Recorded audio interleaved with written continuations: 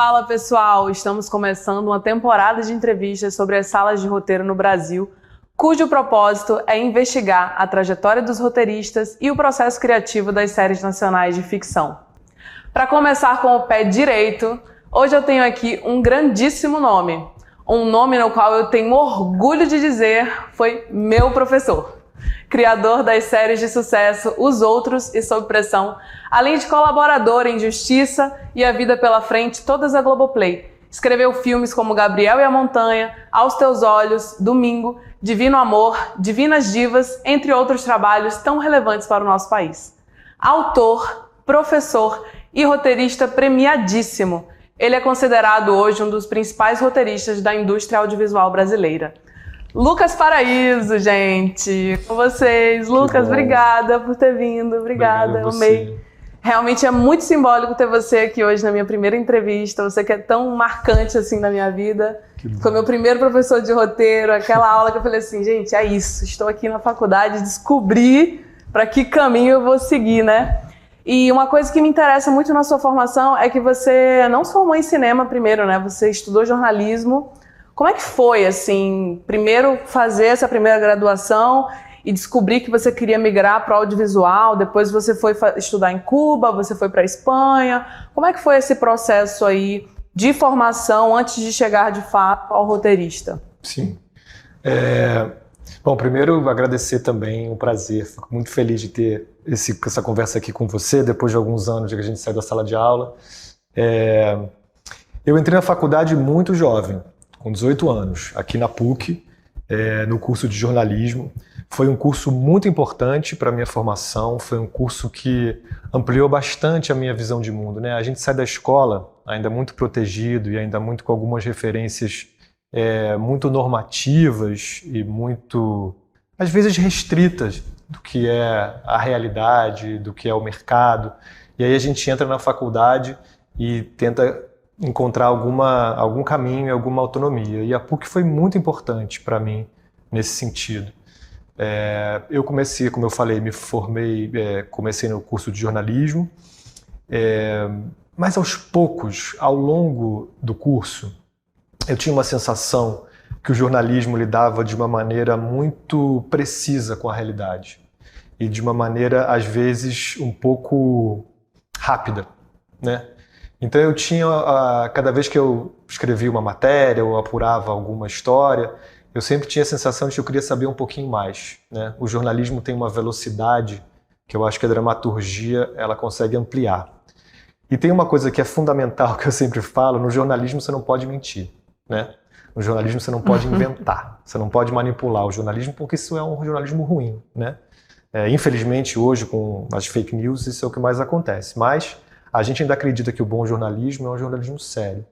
E não que eu não fosse sério, mas eu tinha a vontade de pegar aquelas histórias e manipular um pouco aquelas histórias e mexer naqueles personagens, em poder ajustar alguns conflitos.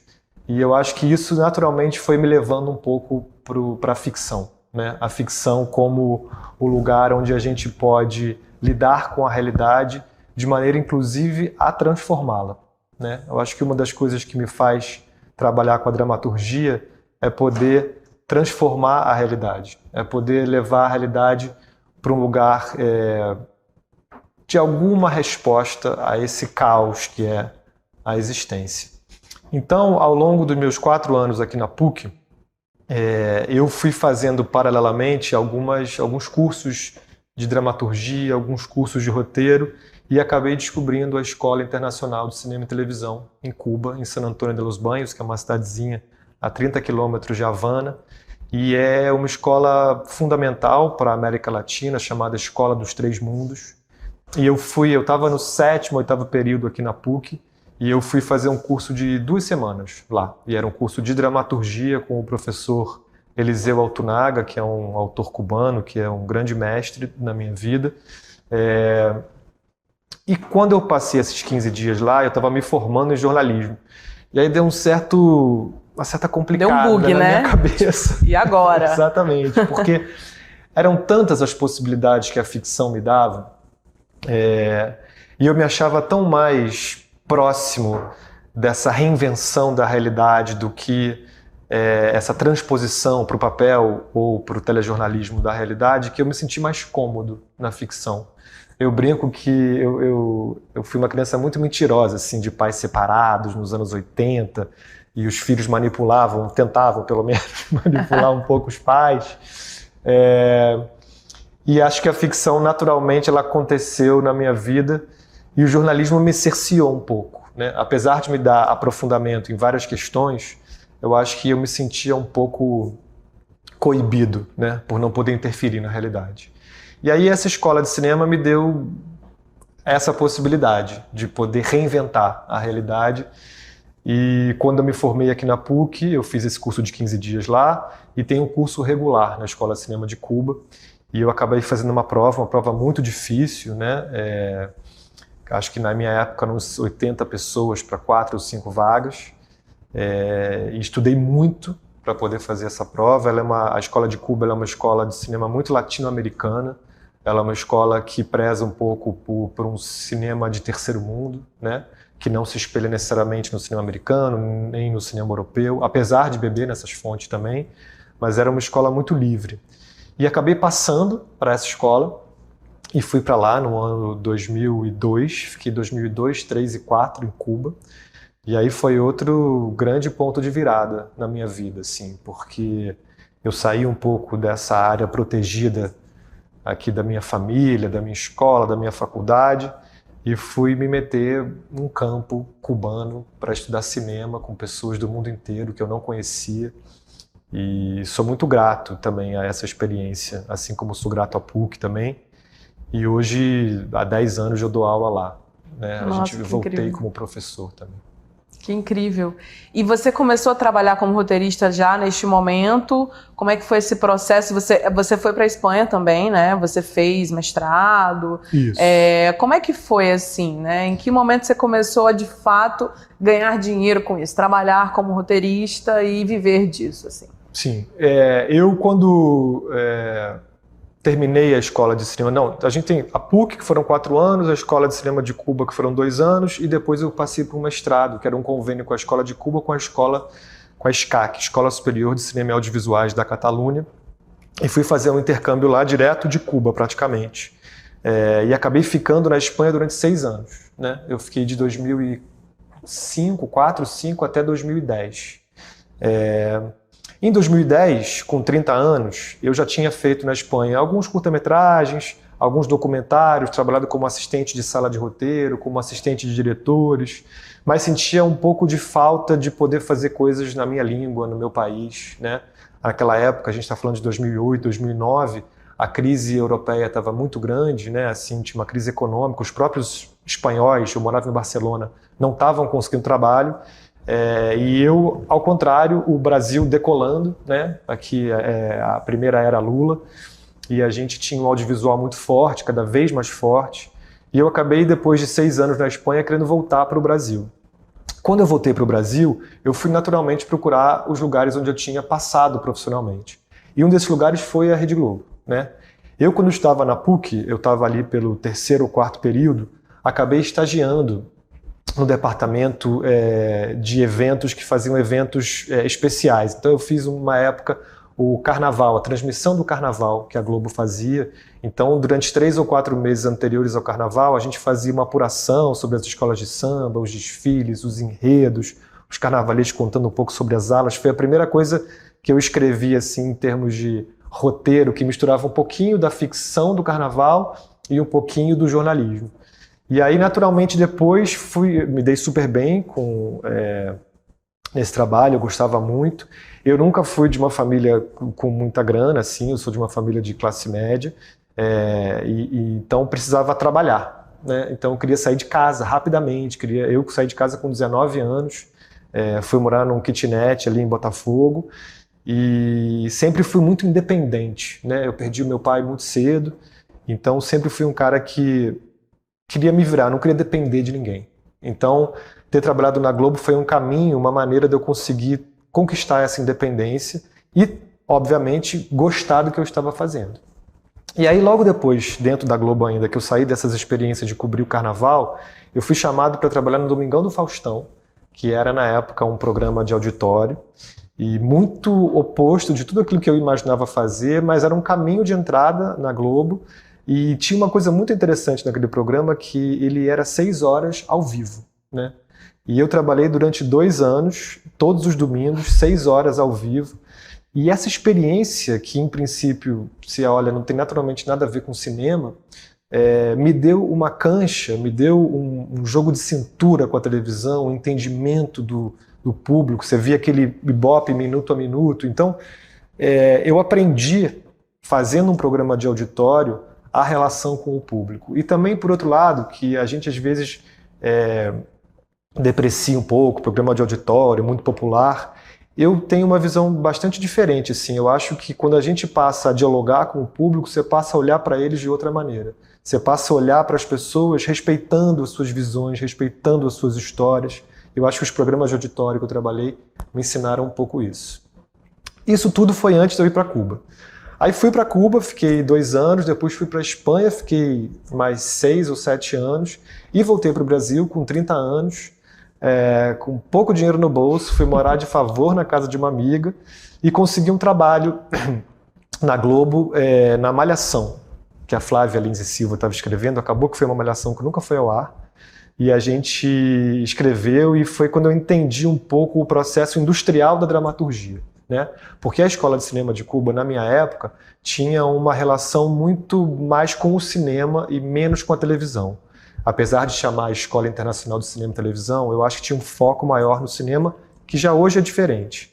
Então, quando eu voltei para o Brasil, fui trabalhar fazendo a Malhação, eu entendi um pouco a velocidade que a televisão precisava dar à dramaturgia. Você tem que escrever uma quantidade de capítulos por dia, você trabalha em equipe, né? Geralmente o cinema se trabalha mais com o diretor e você é o roteirista.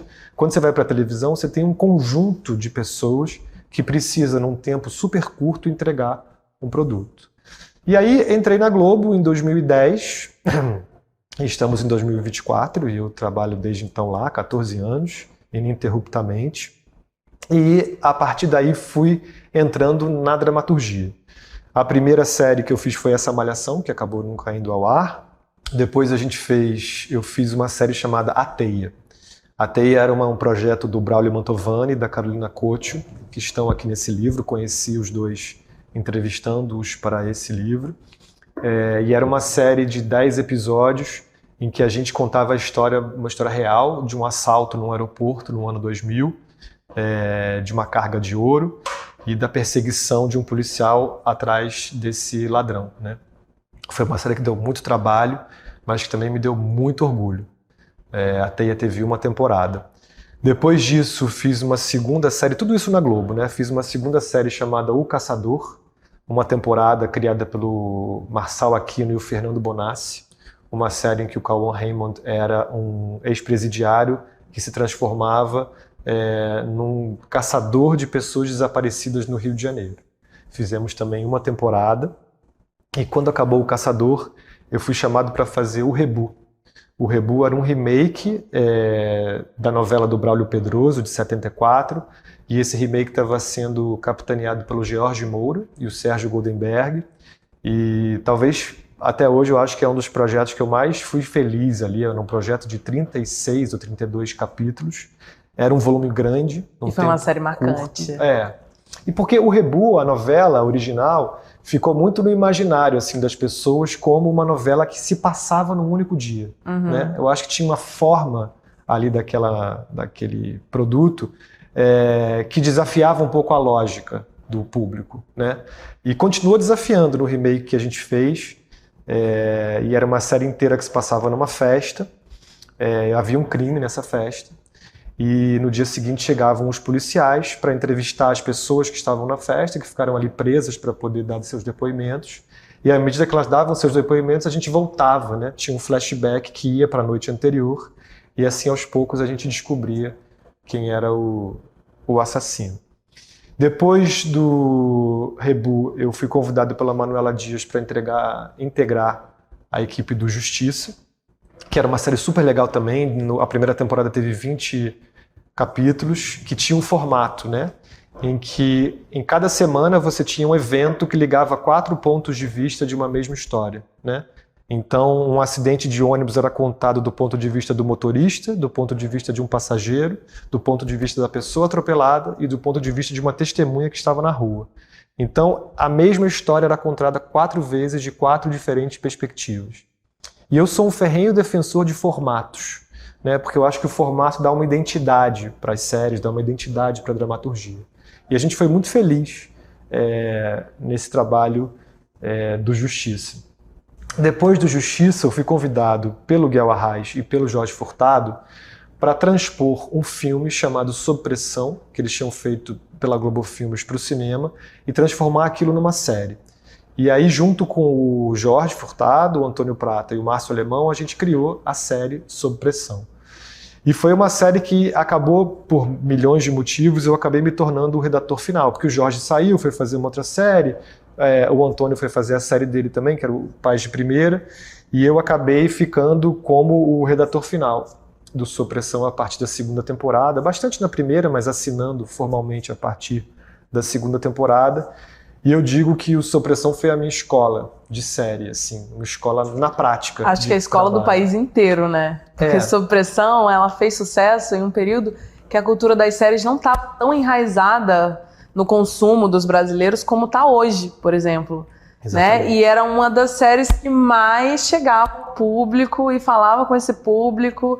E eu acho que até para todos os roteiristas também naquele momento, assim, né, que era uma abertura para o mercado das séries, ver que Sob Pressão estava fazendo tanto sucesso, assim. Exatamente. Tanto para o público, quanto para os roteiristas, quanto imagino para você ali naquele momento, né? Não, certamente. Eu acho assim, a gente está acostumado no audiovisual brasileiro a ter o cinema nacional e a ter as novelas, né? A gente não tinha as séries ainda estavam engatinhando. Tanto que as poucas séries que a gente fazia, de drama principalmente, que não fossem sitcoms, né? Como A Grande Família, Os Normais, Tapas e Beijos, que são séries, não sitcom, porque o Tapas e Beijos não é um cenário só, mas a gente não tinha a tradição de ter temporadas de drama, né? E mais de uma temporada. Porque as séries de drama que a gente produzia, fazia-se uma temporada e a gente não conseguia ter uma Eram minisséries, continuidade, né? Exatamente.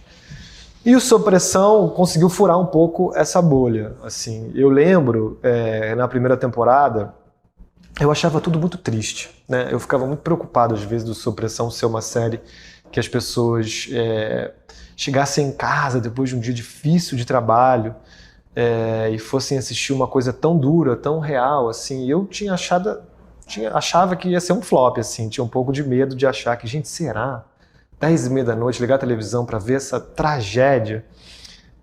Mas eu, graças a Deus, estava errado. E às vezes é bom admitir que a gente estava errado, porque eu acho que ao mesmo tempo que o Sob Pressão trazia a crueza da realidade, também trazia uma esperança, né? Colocava na mão daqueles médicos uma determinação em salvar a vida das pessoas, que o conforto estava ali, né? Hoje se fala muito, né, desse feel good series, essas séries de conforto, de tentar fazer com que o público seja abraçado e contemplado e não seja contrariado. Eu penso um pouco diferente, assim, respeitando as diferentes visões. Eu acho que o conforto não necessariamente está no final feliz, né? Eu acho que o conforto também está na trajetória de um personagem, nas intenções desse personagem, nos movimentos que ele faz para conseguir o que ele quer. E acho que nesse sentido, Sob Pressão foi muito feliz, tanto que tivemos 5 temporadas e meia, né, dessa série, foram 60 episódios ao longo de 6 anos, que me ensinaram profundamente no diálogo com o público, né? Era uma série principalmente de televisão aberta, né? É diferente do público do streaming. E a televisão aberta, ela precisa abarcar uma quantidade de gente muito grande, né? E tinha coisa do procedural, né? De ter aquele conflito do episódio, Exatamente. Porque o público ia ligar a TV ali e ver o que estava passando ali na hora. Sim. Né? E é um desafio, né? Ter tanta criatividade para bolar um conflito ali do dia, enfim. Muita. Assim, eu bebi, confesso, muito ali na Shonda Rhimes, né? No Grey's Anatomy, na maneira de fazer, né? De organizar essa sala, de contar essas histórias. Foi uma série que, apesar de toda a bagagem que eu tinha, né? E eu fiz, uma graduação em jornalismo, uma segunda graduação em cinema, depois eu fiz uma pós-graduação em roteiro, depois eu fiz um mestrado em artes cênicas. Então, assim, Eu me considerava na época também alguém que tinha uma bagagem. Mas eu acho que essa bagagem, a gente só entende o volume dela quando você na prática vai e senta para escrever, e senta para trazer essa bagagem para a tua realidade diária ali de escrever uma série. Então, o Sob Pressão precisou abrir essa bagagem para usar essas ferramentas e também me ensinou muita coisa, né? Me ensinou a dialogar com um público muito diverso, muito diferente, de um Brasil muito plural. Deu certo até agora, assim, né? Então eu me considero muito feliz, assim, nas escolhas e nos riscos que a gente correu. E em que momento você transitou para o cinema? Porque teve um período que você escreveu muito para cinema, né? Sim. E foi muito premiado também, Sim. né? Como é que foi? Você continuou na Globo? Você saiu? Houve uma pausa? Como é que foi essa transição, assim? Eu queria que você falasse um pouquinho da diferença de escrever para cinema também. Sim. Né? Como é que é esse processo criativo que é extremamente mais solitário do que para televisão?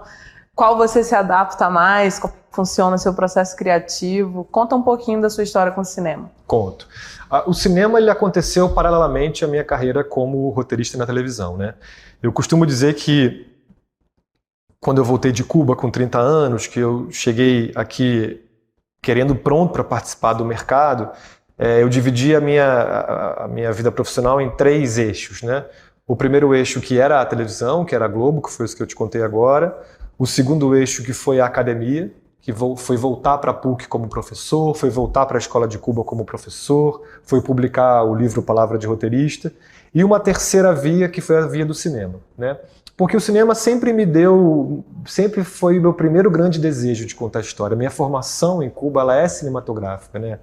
Então a minha referência são histórias contadas em 2 horas.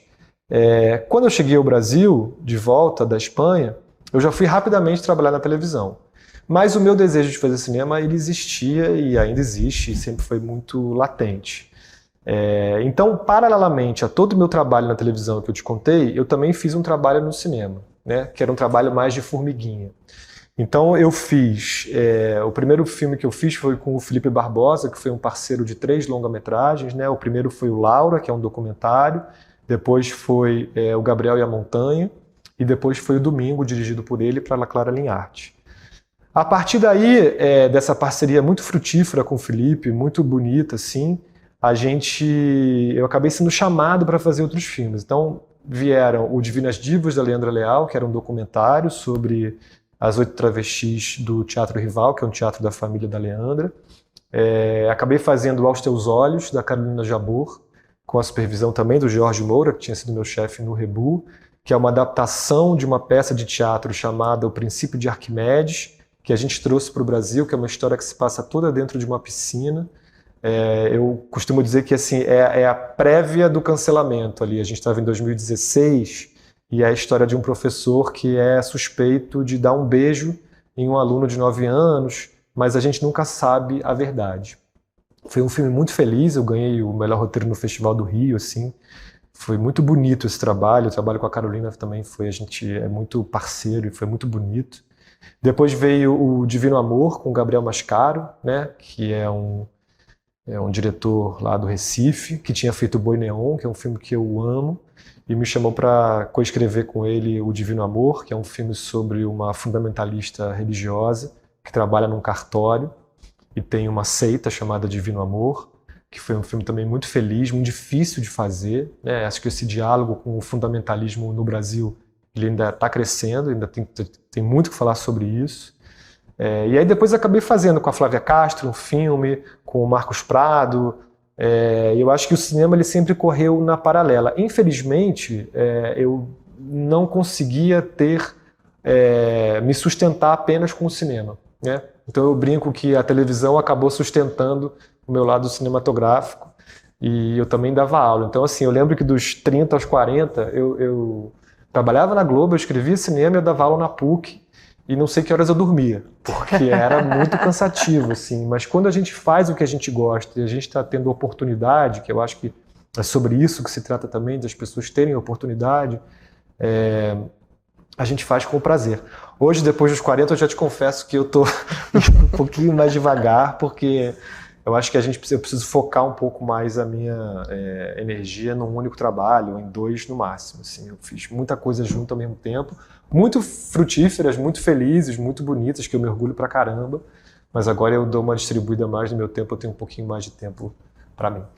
E o quanto você acha que essa sua formação inteira, assim, completa, te contribuiu, né, para se tornar o roteirista que você se tornou hoje, né?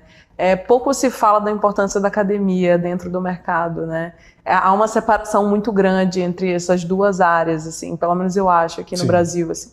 Como é que você enxerga essa sua dedicação e o quanto isso influenciou, né, na sua trajetória e em quem você se tornou de fato hoje, enfim? Malena, eu sou um ferrenho defensor da formação, da academia. E às vezes eu acho que a velocidade que hoje se impõe em todos os mercados, não só no mercado audiovisual, às vezes elas aceleram essa ambição de ganhar dinheiro, mas elas atrasam um pouco o aprofundamento de questões que são fundamentais para o nosso trabalho, né?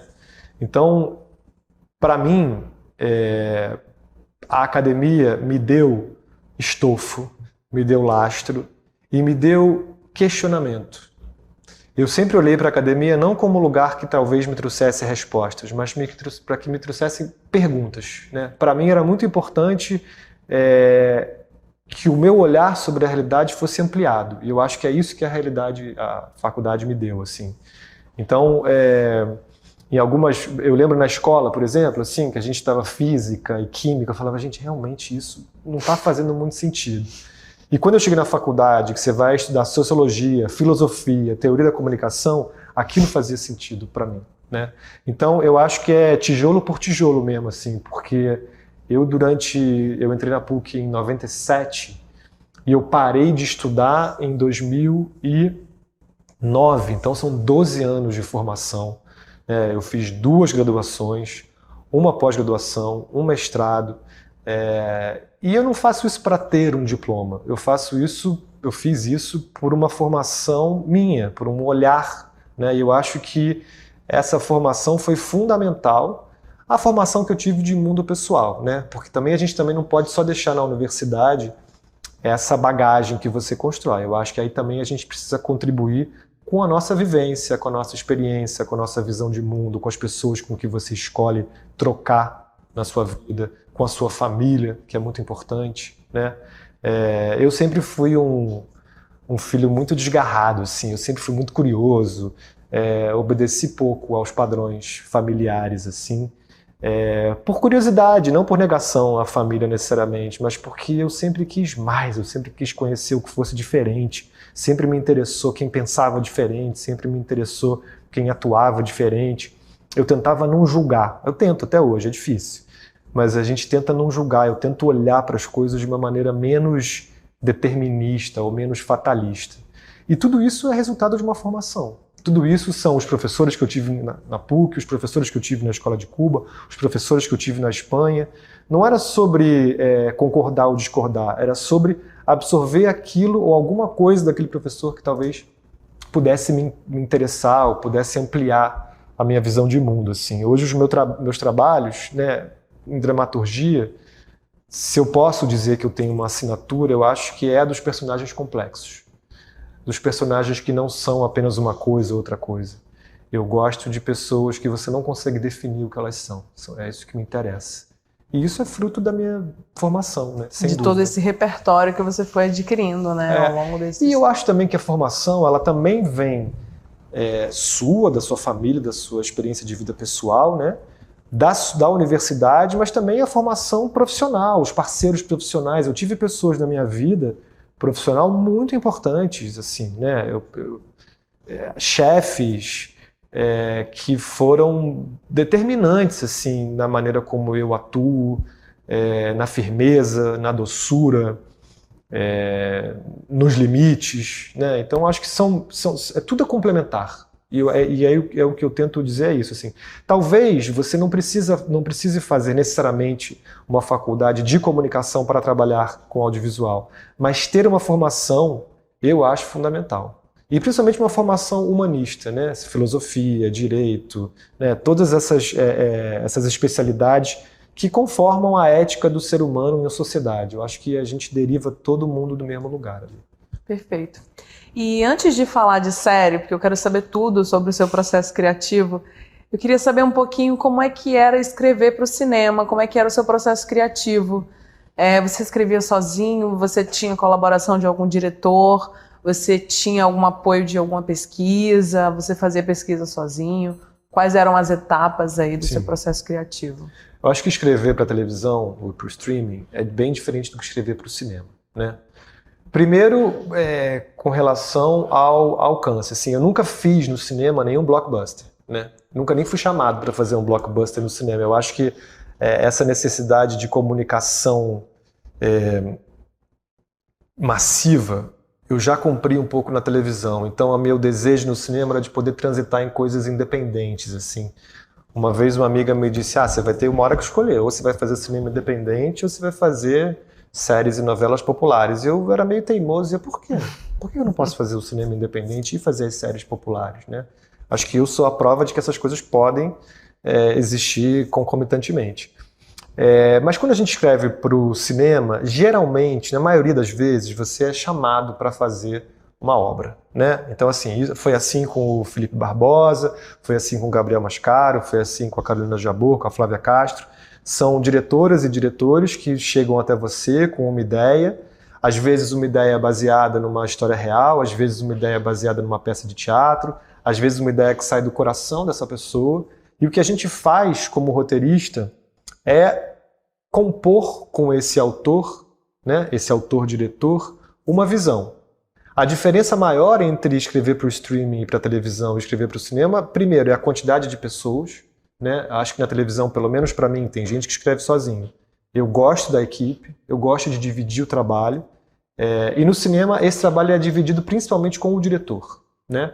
Na televisão e no streaming, o diretor interfere menos no processo criativo. Ele acompanha também, o Sob Pressão, o Andrucha acompanhou durante anos a sala de roteiro, a Luísa Lima, a diretora dos outros, também acompanhou, mas a gente tem alguma autonomia.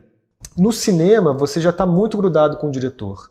Então, o tempo todo você está trabalhando junto e o tempo todo também a visão dele interfere muito na narrativa. E é um trabalho também que você faz assim, você é o melhor amigo, você é o psicólogo, você é o roteirista e você também serve o cafezinho. Eu acho que tem uma destreza do roteirista do cinema que é acompanhar esse teu parceiro que é o diretor, sabe? Eu já tive diferentes... E tem que ser desapegado, porque Bastante. Pode ser que mude tudo na hora da... Cara, mas desapegado você tem que ser... se você não é o diretor, como é o meu caso, eu não tenho intenção de dirigir, assim, pode ser que daqui a 10 anos isso mude, mas hoje eu não tenho vontade de dirigir, eu acho que não é a minha aptidão, então eu dependo de um diretor, né? Nunca é o que a gente imaginou, né? O Michael Haneke, o diretor austríaco, ele diz que quando um filme que ele fez chegou aos 70% daquilo que ele imaginou, já é uma glória. Assim. Então, a frustração e o desapego são sentimentos que o roteirista precisa aprender a lidar. É muito difícil. Eu faço análise 3 vezes por semana para lidar com essa frustração, para lidar com isso, não saiu do jeito que eu queria. Mas, ao mesmo tempo, entender que o diretor, caso você não seja o diretor do projeto, ele vai reinterpretar aquela obra, ele vai reescrever o teu roteiro em imagem. E é do jogo, e é assim mesmo. Se eu não gostasse disso, eu ia escrever livros, eu ia pintar coisas que não dependem de outra pessoa, que eu posso fazer sozinho, mas a graça, para mim, é o conjunto. Eu preciso das diretoras e dos diretores, eu preciso, né, dos atores, editores, fotógrafos, produtores, enfim, para mim é muito importante. Mas são experiências diferentes no cinema e na TV. E dentro desse processo, o que você considera assim? Não estamos falando ainda nem de cinema, nem de TV, mas de roteiro. Quais são as etapas que você considera primordiais, assim, antes da escrita de um roteiro? Tema, premissa, logline, o que você sempre faz? Assim, não, é imperdível, eu nunca posso começar a escrever um roteiro sem isso aqui. Como é que você funciona? Bom, você foi minha aluna, você sabe que eu sou muito... E eu replico, tá, gente? Tudo que ele me ensinou, eu não só uso nas aulas, como eu uso em todas as séries, em todos os filmes, a metodologia é infalível. Sim. Mas conta pra galera aí. Eu acho que a premissa, para mim, ela é muito importante, né? O propósito de contar uma história. Por que eu estou contando isso? O que eu quero contar como história? Obviamente, muitas vezes você recebe uma encomenda, né? Nós somos profissionais, nós somos operários, né, da dramaturgia, e a gente vai encontrar a maneira de contar aquilo a partir da demanda que é feita. Mas como um dos meus mestres também, que é o José Luiz Villamarim, fala, como é que eu vou atacar a história? Né? E eu gosto muito dessa imagem de atacar a história, né? E a premissa, nesse sentido, é muito importante. O que é uma premissa? Né? É o olhar que você tem para o tema que você escolhe tratar. Então, se a gente for falar, por exemplo, um filme de amor, qual é a minha visão sobre o amor? Qual é a visão do Lucas, hoje, com 44 anos, sobre o amor? Né? Isso, para mim, é fundamental. Eu preciso ter esse olhar. Eu preciso, em algum lugar da história, encontrar algo nela que me coloque na história também. Mesmo Sob Pressão, que é uma série sobre saúde, que aparentemente não tem nada a ver comigo, eu nunca imaginei escrever uma série sobre saúde, mas quando eu descubro dentro daquele projeto algo que também me atravessa, é quando eu sinto, bom, agora eu tenho alguma coisa na mão para fazer. E essa premissa, ela vem de muitas maneiras. No caso do Sob Pressão, por exemplo, ela veio a partir de pesquisa. Frequentar hospitais públicos no subúrbio do Rio de Janeiro e entender a realidade das pessoas que dependem do SUS. Quando a gente foi fazer essa imersão, e foi uma imersão muito profunda, muito sofrida, né, o entendimento de que vivemos, infelizmente, num país muito desigual, isso foi o catalisador do meu desejo de criar uma premissa que dizia: a saúde está doente. Se você for ver o Sob Pressão, nos 60 episódios que a gente fez, em todos eles o subtexto é: a saúde está doente. E é a saúde no Brasil, no hospital público, da Rede SUS, no Rio de Janeiro.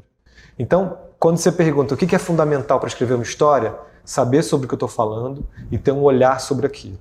Qual é a minha visão de mundo sobre o tema que eu escolhi tratar. Perfeito. E agora vamos falar um pouquinho de série.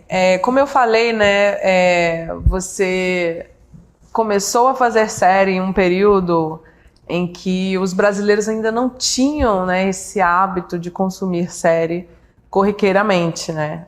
No nosso país as novelas são muito fortes e existe também uma vertente do cinema muito forte, mas que são públicos muito diferentes, né? E você entrou num momento criando, eu acredito, fazendo história no país, no mercado das séries, que foi a partir de todas as séries que você bem comentou, mas principalmente de Sob Pressão, e agora mais do que nunca com os outros, que foi esse sucesso, assim. E eu tô percebendo que a tragédia tá muito presente em todas as suas séries, Sim. né?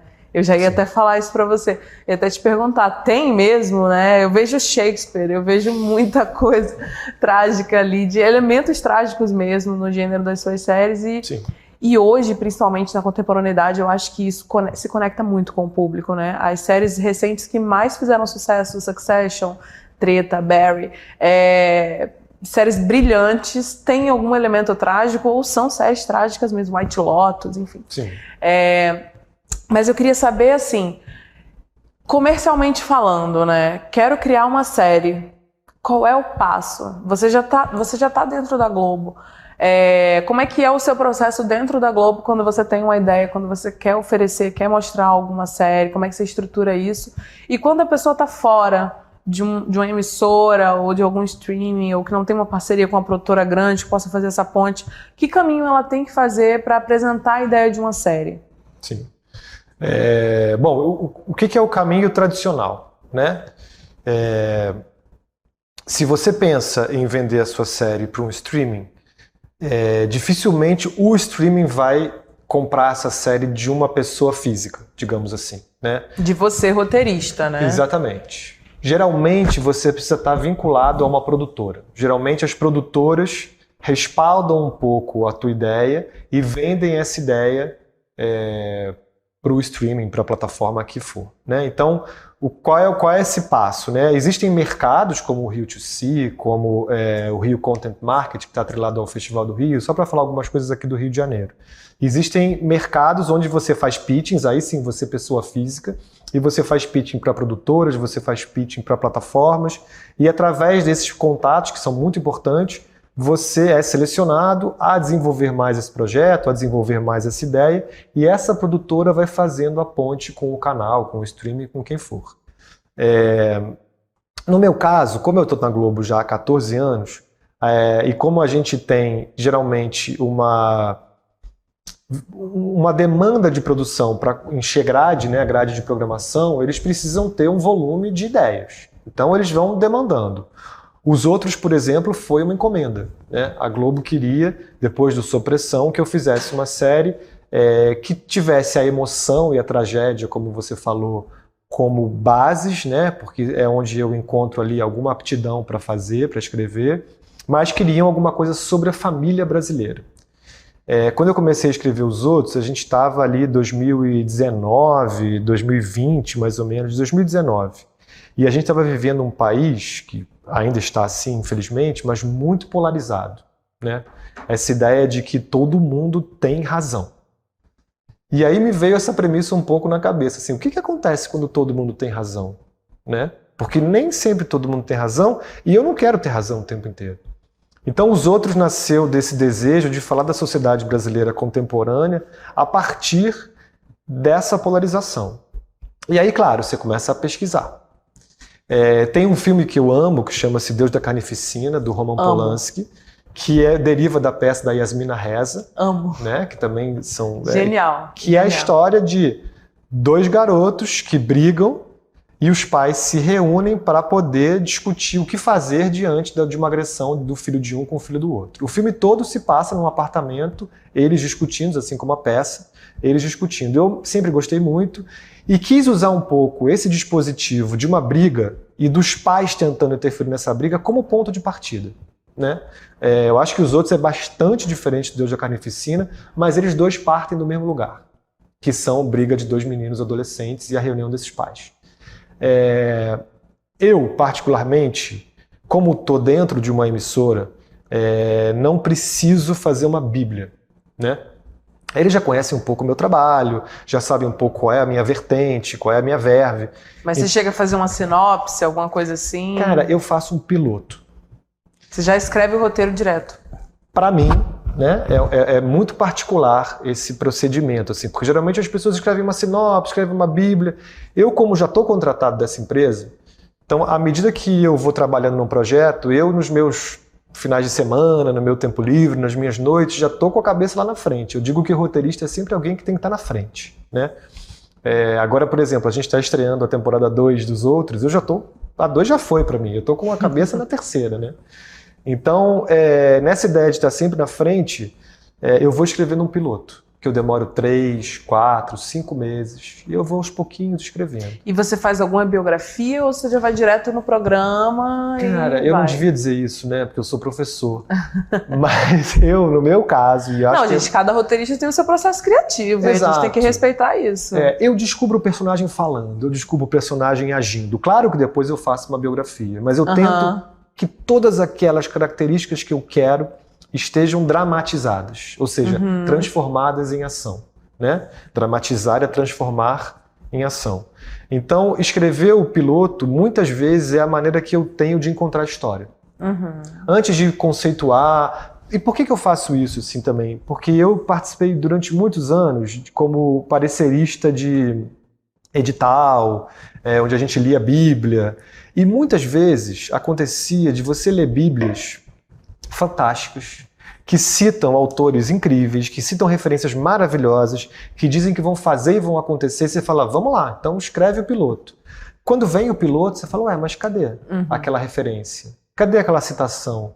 Cadê tudo aquilo que você me prometeu? Então, a diferença entre o que você prometeu e o que você entregou era muito grande. E eu, quando entendi que eu não queria vender fumaça, né? Eu queria vender concretude, eu resolvi escrever os pilotos. Então hoje, mesmo que uma produtora me peça uma bíblia, eu vou escrever o piloto antes de escrever a Bíblia. Porque, para mim, é a maneira como eu encontro a história. É na Bíblia. Que legal. Desculpa, é no piloto.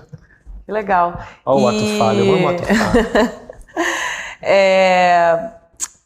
E assim, falando um pouco da Bíblia, já que você...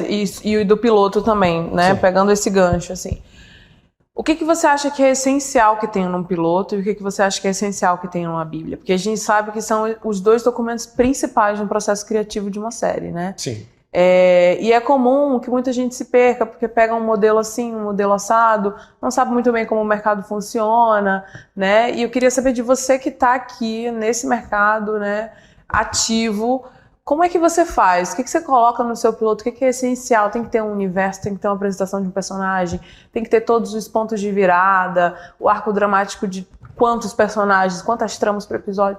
Dá um panorama geral. Vamos falar primeiro do piloto, né? Como é que você estrutura basicamente esse piloto para a gente depois entrar na Bíblia?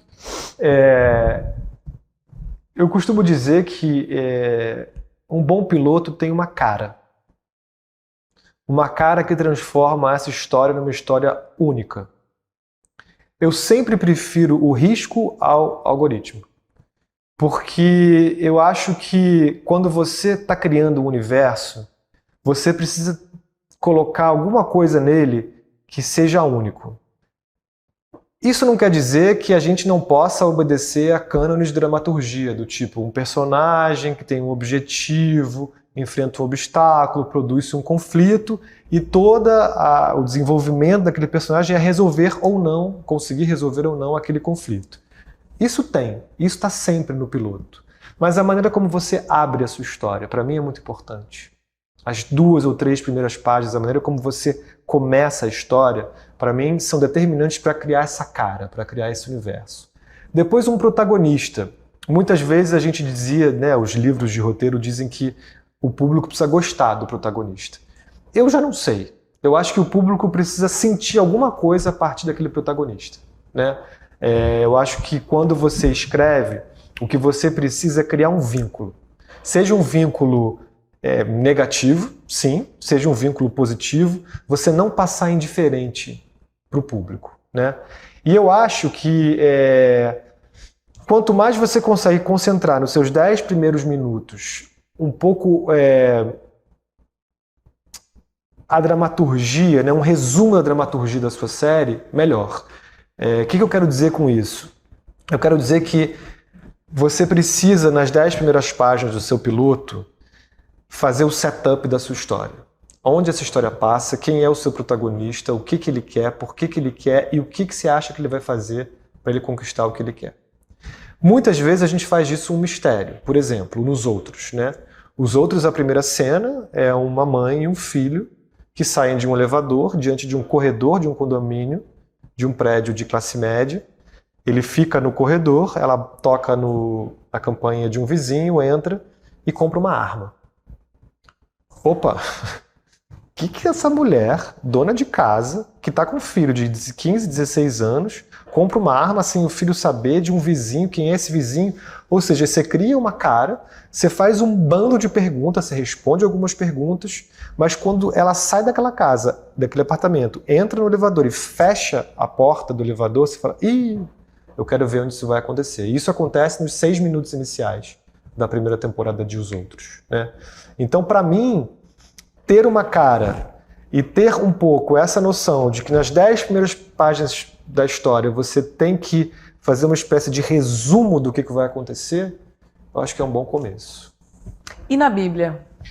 A Bíblia, eu acho que é uma conceituação escrita daquilo que você quer contar na sua história. Então, assim, uma boa Bíblia tem um bom storyline. O storyline é o resumo da sua história em 3, 4 linhas, mais ou menos, e que contenha o espaço, o protagonista, o objetivo, o conflito e alguma resolução.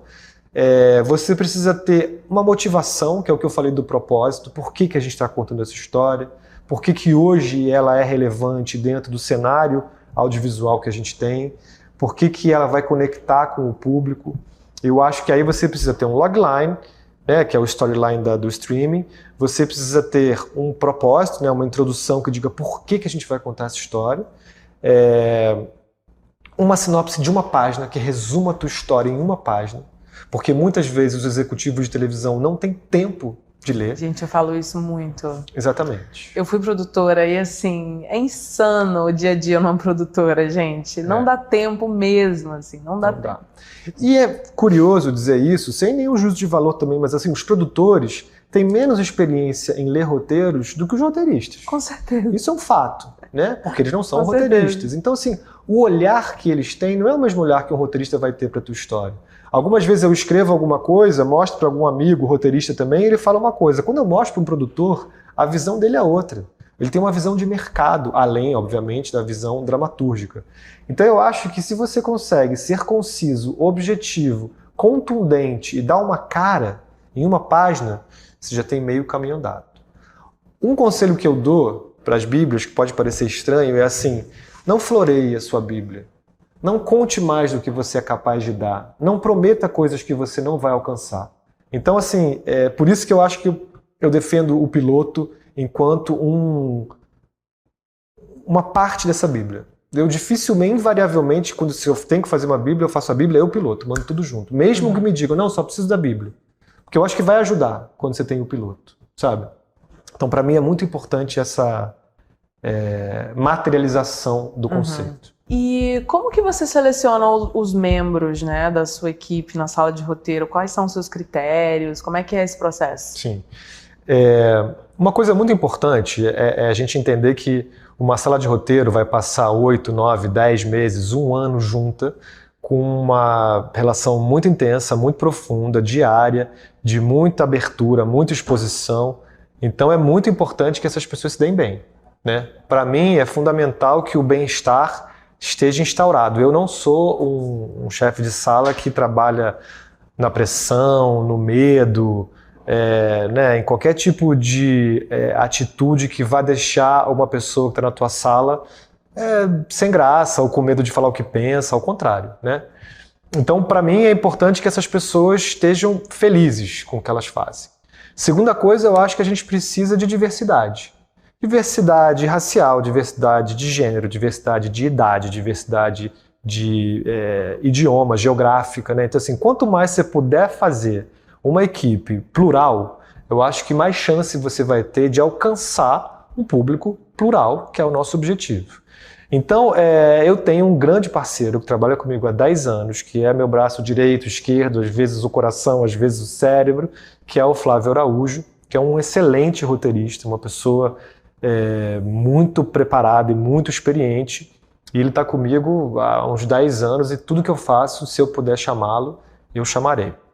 Além disso, eu acho que a gente precisa de pessoas jovens, né? Pessoas que estejam aí falando talvez algum idioma tecnológico e de tendência que eu não esteja falando. Por mais que a gente estude e entenda as gerações, eu acho que ter alguém de diferentes gerações dentro da sala é muito importante. E preciso de gente muito responsável.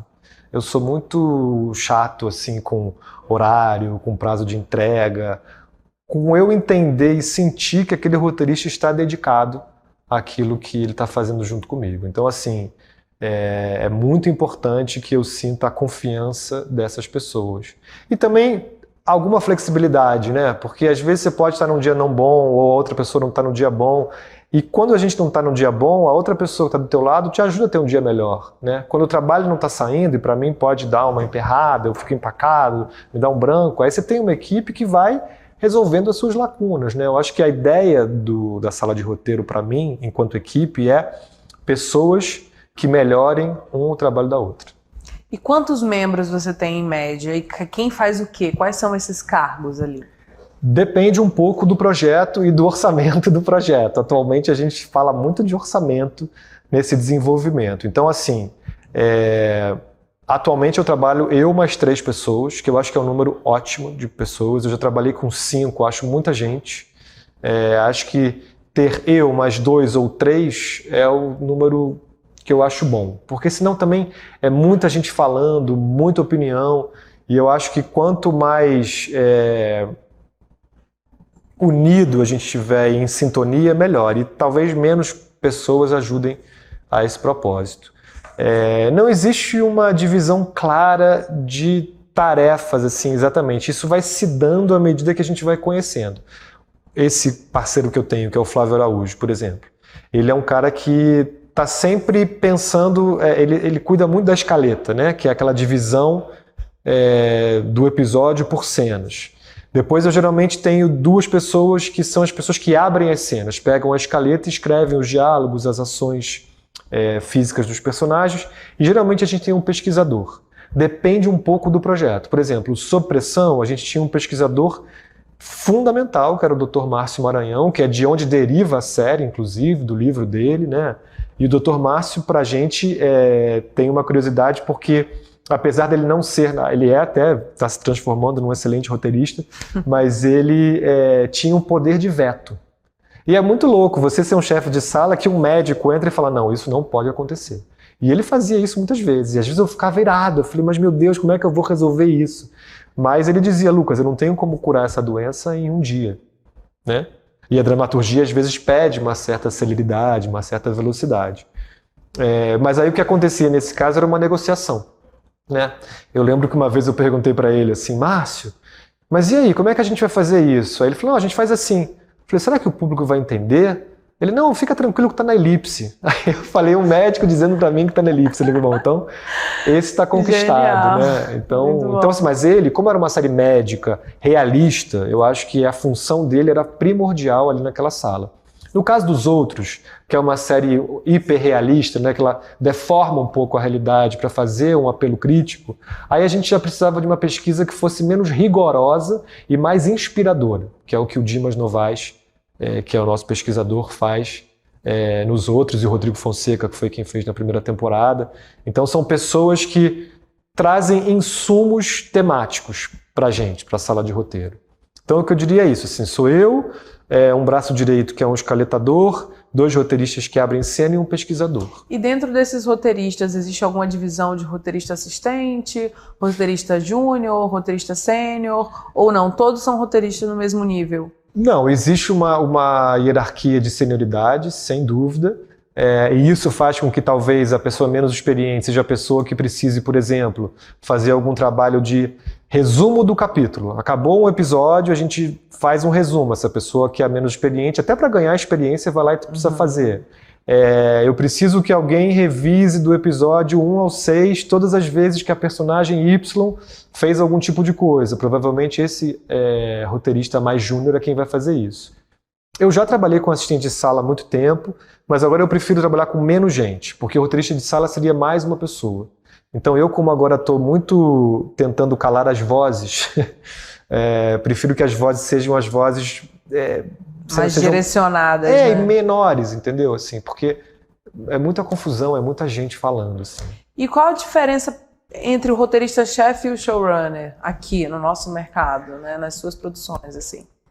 O que você vê que tem de diferencial entre essas duas figuras? Eu acho que o showrunner ele tem mais funções do que o roteirista-chefe. O roteirista-chefe se ocupa do texto da sala de roteiro. O showrunner se ocupa, além disso, com a produção, com a escalação, com a edição e às vezes com o lançamento, com a venda do projeto. Eu acho que o showrunner é um profissional completo que também escreve. Ele não apenas escreve. E um chefe de sala, um roteirista-chefe, ele está 80% do seu tempo dedicado à sala. Claro que ele também tem que ter noções de produção, mas eu acho que ele está mais preocupado com a dramaturgia. O showrunner tem mais funções. E como é que funciona a remuneração dos roteiristas de série? Porque, assim, a gente tinha um mercado, de certa forma, tem, né, quase que tabelado, um pouco mais estruturado para os roteiristas do cinema. E quando começa esse movimento todo dessa baita criação de séries, assim, streaming chega e Globoplay dispara, e assim, a gente não sabe muito bem, a mudança de contratação na Globo mudou, né? Sim. Houve essa mudança na contratação da Globo, enfim, tanto para os autores de novela quanto para os de série. Sim. Como é que ficou esse cenário da remuneração? Assim, dá um panorama pra gente. Eu acho que a primeira coisa que a gente tem que saber é que existe a Associação Brasileira de Autores Roteiristas, que é a ABRA, e a ABRA tem uma tabela, que é uma tabela com bases mínimas de remuneração. Então, assim, sempre que você tiver uma dúvida, vai na tabela da ABRA, ela está sempre sendo atualizada. é uma associação muito importante para os roteiristas e acho que ela dá um parâmetro do quanto você deve cobrar de mínimo, né? Claro que isso é um parâmetro, claro que muitas vezes o mercado tenta dialogar com essa tabela de muitas maneiras. O que eu sei do mercado fora da Globo? Eu tenho pouca experiência no mercado fora da Globo de série, né?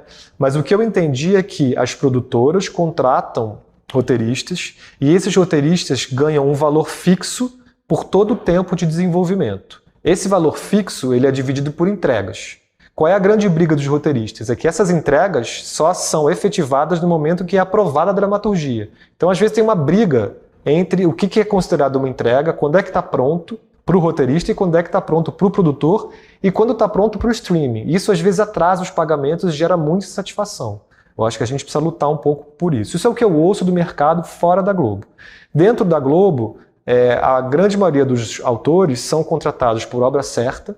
Então, assim, você vai desenvolver. Por exemplo, os outros, a gente leva geralmente 10 meses de desenvolvimento para fazer uma temporada, e são 3 pessoas. Essas 3 pessoas, elas têm um salário ao longo desses 10 meses, mas esse salário independe da entrega.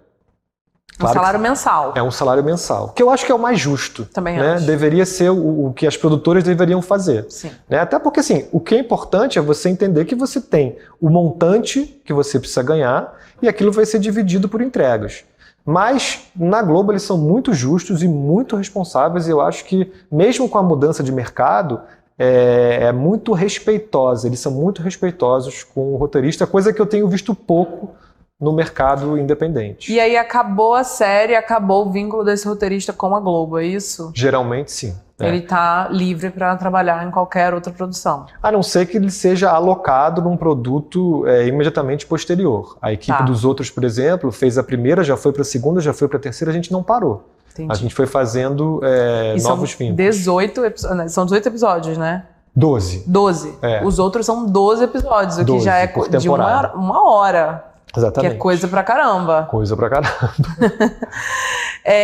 E dentro da metodologia da série, né? Como é que você cria? Como é que começa, como é que termina? Sim. Como eu falei um pouquinho antes, eu escrevo o piloto sozinho. Então você já chega na sala com esse piloto. Sim. E apresenta ele para os roteiristas. Sim. Quando eu convido alguém para participar da equipe, a primeira coisa que eu dou para esse roteirista é o piloto. Ó, você vai ler esse piloto e a partir desse primeiro pontapé é que a gente vai criar o resto da temporada. Então o que eu faço? O piloto é o que eu vendo para a emissora ou para o Globoplay e a partir do green light desse piloto fala, queremos essa série. Geralmente eles me pedem sinopse, então eu crio o piloto, eles dão o ok, e aí a segunda etapa é desenvolver a sinopse. Geralmente eu chamo uma pessoa para me ajudar. Quantas páginas sua sinopse? Cara, uma sinopse, eu bebo ali da fonte da Shonda Rhimes, uma página por episódio. Então se a gente tem 12 episódios e eu escrevi o piloto, são 11 páginas. Né? Eu faço one-page synopsis, que é uma coisa que eu descobri com a Shonda. O que é o one-page synopsis? É uma página que você coloca ali o título do seu episódio, mais ou menos temático, assim, qual é o tema que está rodeando aquele episódio. Você tem a trama A, trama B e trama C e gancho. Então você divide um pouco a ideia do episódio em 3 linhas, né? A história principal, a história secundária e a história coadjuvante, ou a terceira história ali do episódio.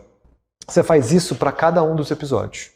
E eu demoro mais ou menos uns 2 meses para escrever essas 11 páginas. Porque ela é paralela à pesquisa, ela é paralela às métricas de produção que eu recebo, né? Então a gente tem uns 2 meses aí, e isso eu faço com mais uma pessoa. Então assim, eu tenho esse piloto que eu escrevo num tempo meu, esse piloto dando ok, eu passo mais 2 meses com mais uma pessoa junto comigo, escrevendo uma sinopse. Quando eu tenho o piloto e as sinopses todas prontas, é que entra a equipe.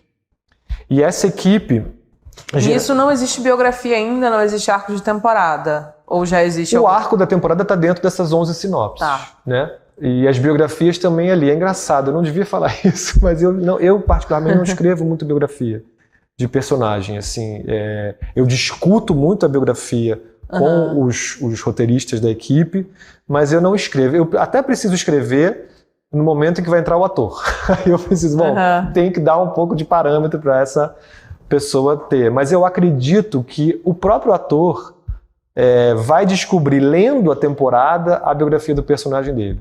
E vai criar em cima daquilo também, né? Exatamente. Vai dar a contribuição dele. Exatamente. E aí, quando eu tenho essas sinopses fechadas, aí entra a equipe. Aí a equipe vai desenvolver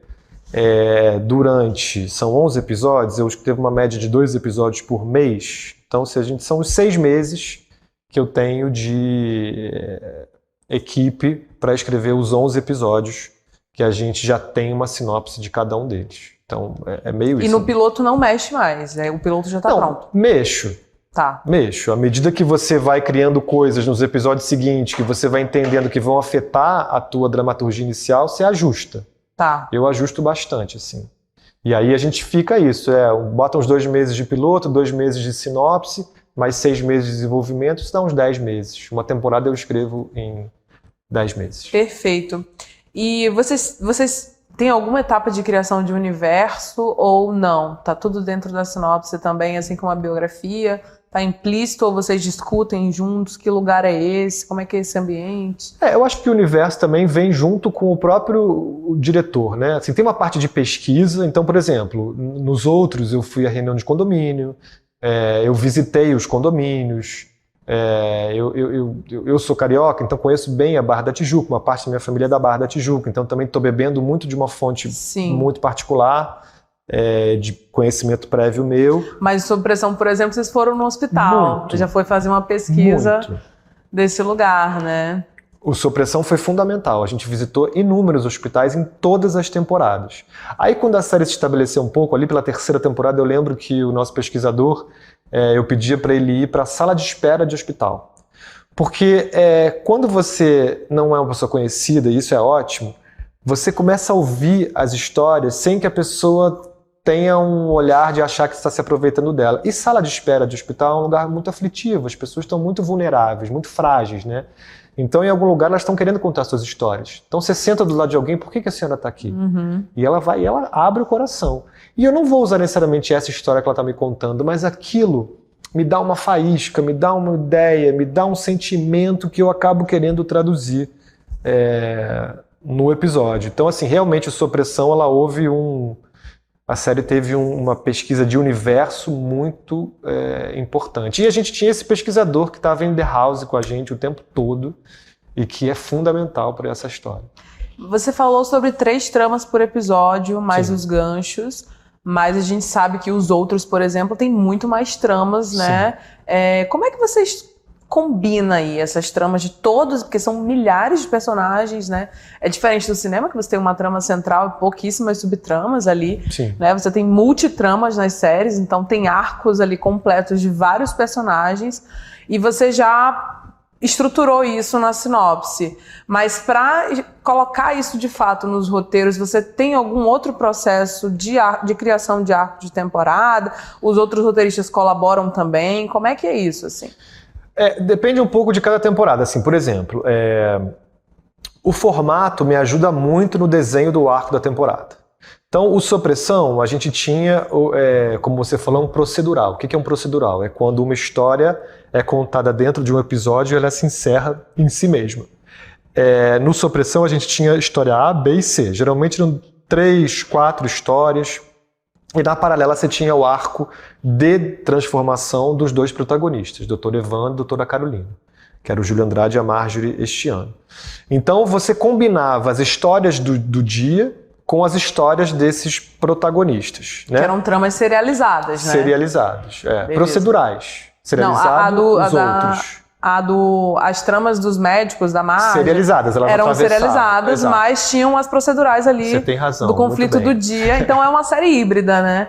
Entre o serializado e o procedural, exatamente. Perfeito. Já os outros, e o que tinha uma coisa legal no Sob Pressão que foi aumentando à medida que as temporadas foram passando. Você sempre tinha uma abertura que era um acidente.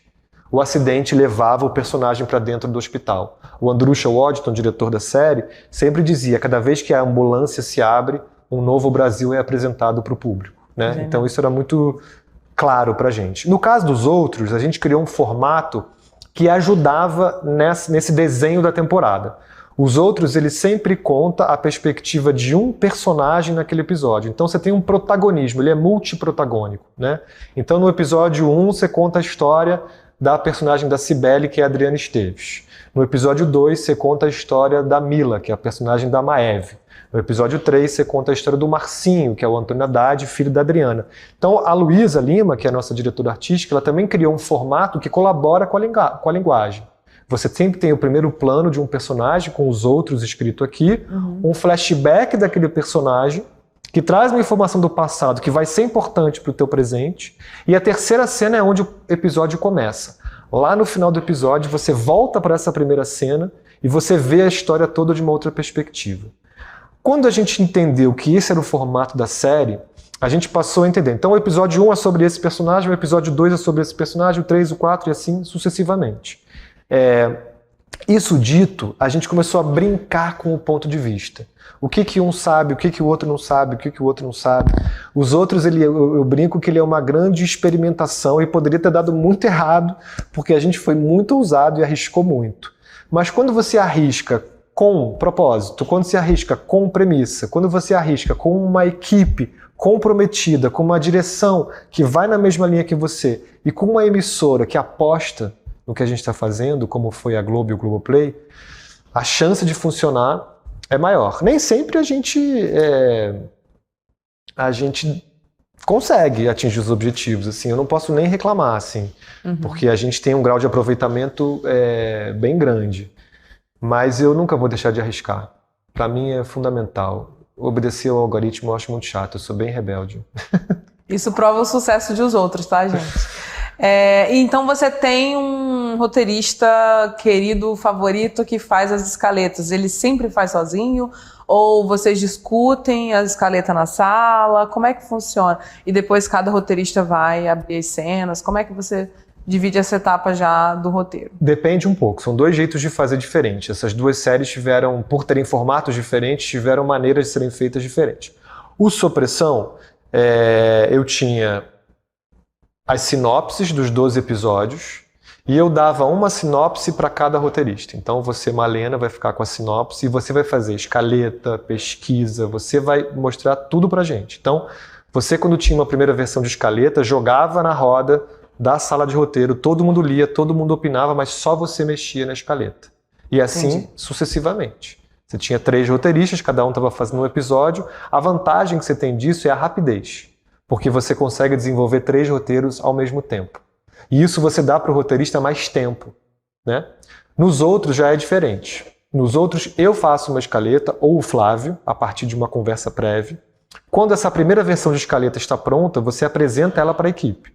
Fala, gente, a proposta aqui de escaleta é essa, a partir de uma conversa prévia com todo mundo, de uma sinopse que já existe. E aí todo mundo opina sobre a escaleta, mas ela volta para mim, eu mexo, devolvo, todo mundo opina de novo, volta para mim. Quando a gente acha que ela está pronta, você divide aquelas 40 cenas de um episódio entre os roteiristas. Então, você vai escrever 13, você vai escrever 12, você vai escrever 15. Então todo mundo escreve um episódio. Ao contrário do Sob Pressão, onde cada um escrevia um episódio, né? Legal. Então essa é uma grande diferença. O que acontece? No Sob Pressão é mais rápido. Nos outros demora um pouco mais. Mas como ela é uma série muito também pessoal, minha, e ela é muito... profunda, né? Tem uma profundidade. E muito autoral. É difícil você conseguir deixar na mão de outra pessoa 100% aquele processo. E tem uma preferência de, o roteirista tal quer fazer a trama de fulano, ou não, você alterna as tramas por cada roteirista ali. Todo mundo escreve um pouquinho. Depende um pouco, assim. Eu tento dar a trama pro roteirista que mais se aproxime daquilo ali, ou que mais teve alguma paixão. Às vezes você nota nas reuniões que alguém fala, mas essa história, não sei o que, esse cara tá muito afim de escrever isso, deixa ele fazer, entendeu? Tem alguma relação com o lugar de fala? Certamente. Mas às vezes não. Às vezes também a gente precisa tirar a perspectiva daquele personagem de um lugar óbvio. Então talvez se você der para uma pessoa que não tem exatamente aquele lugar de fala, ela possa descobrir outras coisas. Mas eu costumo fazer uma regra assim que o lugar de fala dar 2 pontos na sua opinião para falar. Então, assim, né, se a gente for falar de um tema que é mais o meu lugar de fala, eu tenho 2 pontos na votação do que vai ser o desenvolvimento daquilo, porque eu acho importante. Mas também vale dizer que eu não acho que você só possa escrever sobre o seu lugar de fala. Eu acho que um bom roteirista é preciso que ele saiba escrever sobre qualquer coisa. É claro que o seu lugar de fala te dá uma propriedade, uma legitimidade muito maior. Mas quando não dá, é sua obrigação procurar uma pesquisar, né? Procurar uma pessoa que vai te dar o estofo para você não falar besteira e não comprometer, né? E aí você aprova tanto as escaletas como todos os roteiros, né? Depois que a gente distribui a escaleta, que cada um escreve uma cena, um dos roteiristas, que no caso é o Flávio, ele junta todas, monta o capítulo, que a gente chama, e aí ele me manda. Quando ele me manda o capítulo escrito por todo mundo, eu dou chance de uma reescritura. Então, eu li o que está montado, eu dou um feedback para todo mundo, falo, acho que essa cena aqui tem que melhorar aqui, essa cena tem que mexer nisso aqui está se repetindo com uma cena e tal, deixa a pessoa reescrever mais uma vez. E você não reescreve? Você não... Reescrevo. Reescreve. Depois da segunda reescritura deles, vem para mim, a gente faz mais uma reunião e aí é meu.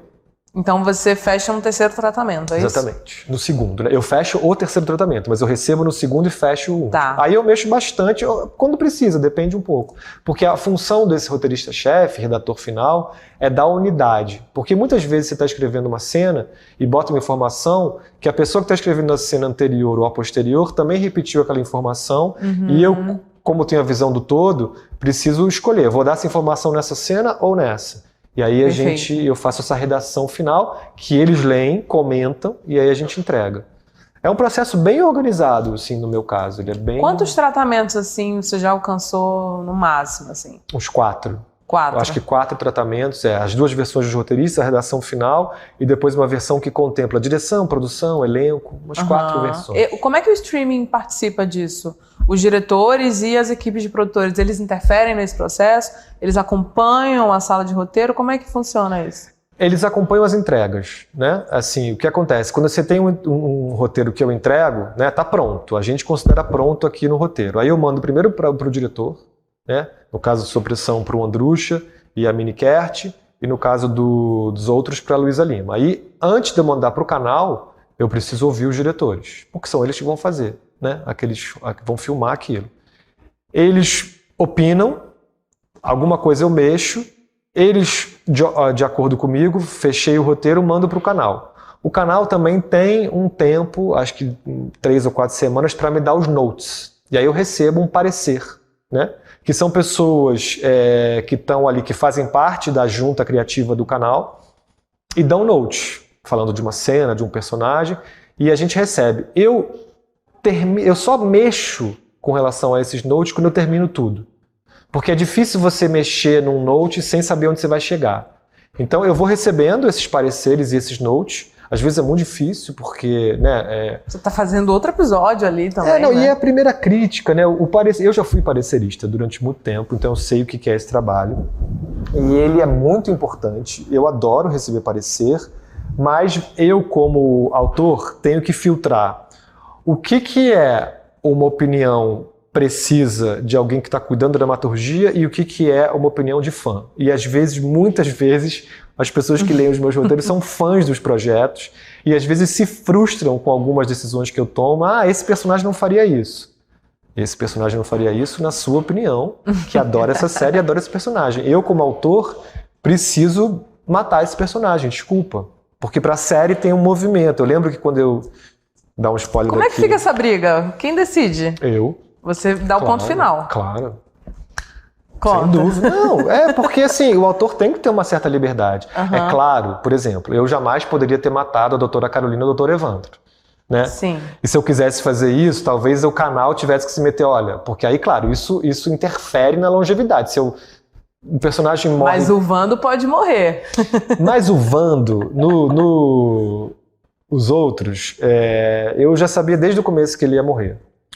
E é por isso que a gente consegue humanizar esse personagem um pouquinho. Porque ele é um homem tóxico, ele é um homem violento, mas ao mesmo tempo machista. Mas ao mesmo tempo ele é um homem sensível, é um homem que ama o filho dele. E isso que eu acho legal, ele tem contradições. Né? As cenas dele dando carinho no filho, e também ensinando engole o choro, né? Vai lá, vai revida e tal. Cara, isso é tão Brasil, né? E eu acho que nesse caso, e aí eu também, a gente não falou muito sobre isso, mas só introduzindo esse tema, eu não sou um cara que escreve para um ator, dificilmente. Eu já me frustrei muito. Já escrevi para atrizes e atores que eu quis que tivessem num papel X ou Y, e essas pessoas não puderam por X motivos. E aí você fica muito frustrado, e aí quando vem uma outra pessoa, você fica fazendo uma comparação do que você queria, o que a pessoa te deu, às vezes surpreende, às vezes se frustra. Então eu parei de escrever pensando em alguém. Porém, o Vando foi escrito para o Milian Cortaz, porque depois que eu vi o trabalho dele no Lobo Atrás da Porta, que é o filme do Fernando Coimbra, eu fiquei muito impactado com aquela complexidade, aquela profundidade. E aí a única coisa que eu falei para a Luísa Lima, diretora dos Outros, eu falei, Lu, queria muito que o Milian fizesse o Vando. E ainda bem que eu não estava errado. Então, fechando, né, você dá o ponto final quando tem essa troca com o canal, que te passa essas notas, enfim. Você decide o que você vai adotar ou não dos comentários dele, né? Deles, Sim, né? Sim. Você acompanha o set de filmagem? Pouco. Eu não sou um roteirista de set de filmagem. Apesar de eu saber que nos Estados Unidos o roteirista senta do lado do diretor, eu quando vou ao set me sinto um pouco fiscal, sabe? Eu não quero ser fiscal e quando o roteirista vai no set parece que chegou uma pessoa ali que vai ficar cobrando que as coisas sejam de um jeito ou de outra. Eu prefiro que o meu entendimento com o diretor me dê a tranquilidade de que a gente vai na direção combinada. E é bem estressante, né? Muito. Vamos combinar. Não, uma vez a Luísa Lima me convidou para ir. Vamos passar o dia inteiro no set comigo. Você vai chegar comigo às 8 da manhã e vai embora às 8 da noite. Eu saí tão cansado, exausto. Eu olhei para ela no final no carro, indo embora em silêncio. Eu falei, como é que você consegue fazer isso 6 vezes por semana, sabe? O meu trabalho ele é muito mental. Mas esse trabalho braçal e mental ao mesmo tempo, que é o que ela faz, eu falo, meu Deus do céu, que... Mas é importante, eu acho assim, apesar de eu dizer que eu não vou ao set, é importante que o roteirista conheça o trabalho do set. Fundamental. Porque você tem que saber que animal dá trabalho, que chuva dá trabalho, que criança dá trabalho. Então, quando você for escrever essas três coisas... Barulho dá trabalho. Você precisa estar atento, né? Porque a gente hoje não é apenas escrever, você tem que ter uma noção da produção. Eu, quando termino de escrever as sinopses, recebo do produtor as métricas dessa produção, de acordo com o orçamento. Então, assim, quantas diurnas eu posso ter, quantas noturnas, quantas internas, quantas externas, quantos personagens eu posso ter de participação, quantas crianças. Então, assim, você tem métricas que são fundamentais, que são balizadores do que você vai escrever. Então, às vezes, assim, você tem... Geralmente, a gente tem 70-30 de interior e exterior, né? 70% de interior e 30% de exterior, principalmente nas produções de novela. Se você estoura isso... Por episódio ou por temporada? Por episódio. Tá. Se você estoura isso num episódio, você tem que compensar no seguinte, né? Então, se você faz um episódio que 60% dele é exterior, você vai ter que compensar e fazer com que outro seja 80% de interior.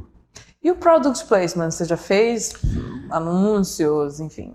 Cara, as minhas séries, infelizmente, não são muito apelativas para o merchandising, não. Assim, é difícil, porque... Mas é uma realidade do mercado, só quer né? conversa feliz na mesa ali da família e as minhas conversas não são necessariamente muito felizes, assim. Então, mas eu acho que é uma coisa que eles precisam avançar também, no Brasil. Porque nos Estados Unidos, isso já foi. Não necessariamente botar um produto, ele tem que ser numa cena de amor ou de afeto. Você pode ter briga e o produto tá ali também, entendeu? Com certeza. Cara, Lucas, eu acho que é impossível falar do seu trabalho como roteirista sem falar dos seus personagens. Você já chegou falando, né? Os personagens complexos são a minha marca e realmente são, assim. Eu fiz uma pergunta exatamente sobre isso, né? Os seus personagens, eles têm muitas virtudes, mas também têm muitos defeitos. Sim. Eles chamam muito a atenção o quanto são absolutamente egoístas, corrompíveis. Isso em Os Outros me marcou muito, assim. Né, o quanto eles se corrompem a qualquer situação, assim. Sim. No dia a dia, né? Suas falhas de caráter sempre surgem diante dos dilemas. Os dilemas estão sempre ali marcando, né, aquele momento de escolha, né? E a gente... como você falou, né? Eles não são bonzinhos e, enfim, mas a gente se conecta muito com eles.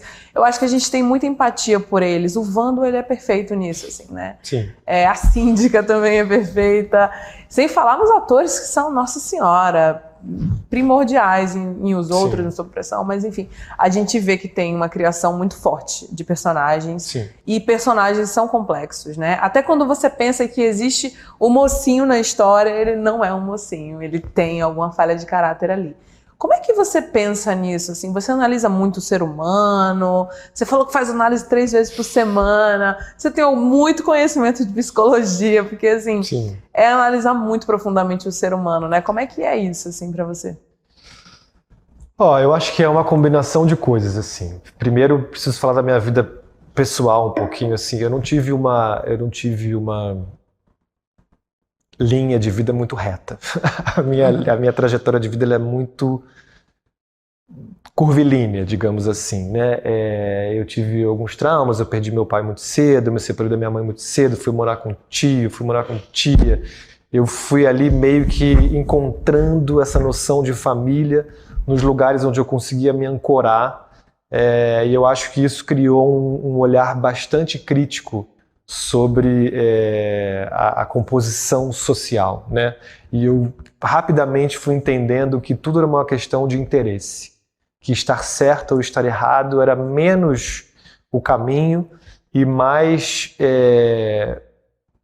talvez mais interessante fosse entender o personagem e as pessoas na sua integralidade. E essa integralidade, ela é fragmentada, o que parece uma contradição, né? Mas, para mim... São recortes, né?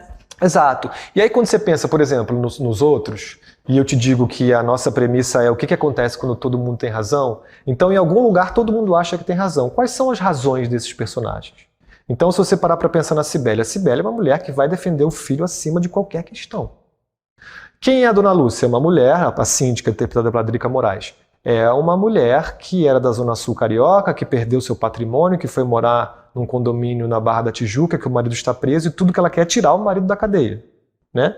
Quem é a Mila? É uma mulher que se sente oprimida pelo marido, se sente rejeitada pelo filho e que quer voltar a trabalhar. Então ela quer ser independente. Então, quando você tem os objetivos de cada personagem, você consegue, na combinação entre eles, gerar esse choque. E à medida que a história vai avançando, eles entendem a sua falibilidade, né? Um grande exemplo para mim nos outros é o personagem do Rogério, que é o personagem do Paulo, que é esse ator fenomenal que a gente descobriu. E o Paulo trouxe para o Rogério uma humanidade, né? Porque quem é esse personagem? É um personagem que o melhor amigo dele, que é o Souza, recebeu uma bolada do Marcinho, ele vai defender o amigo e acaba criando um problemão, né? Ele é o algoz, mas para ele estava apenas defendendo o melhor amigo dele que levou uma bolada. Quem é o Marcinho? O Marcinho é um menino que sofreu bullying a vida inteira desses garotos, que deve ter uma raiva contida imensa e que quando tem a oportunidade dá uma bolada na cara do Souza, né? Eu vi um meme durante o lançamento dos outros que era a cara do Marcinho dizendo: nada disso teria acontecido se esse moleque não tivesse dado uma bolada na cara do Souza. E o Souza é um personagem pequeno, que a gente nem sabe quem é, mas ele é o catalisador, né? Essa bolada. Então, o Rogério, que você começa odiando nessa série, dizendo que bateu no menino, não sei o quê, quando ele perde o pai, quando a mãe dele vai presa para salvá-lo, e ele fica sozinho em casa, e a Cibele, que é a mãe do garoto que ele bateu, faz um carinho na cabeça dele, vum, a gente vira a história e você diz, tá vendo?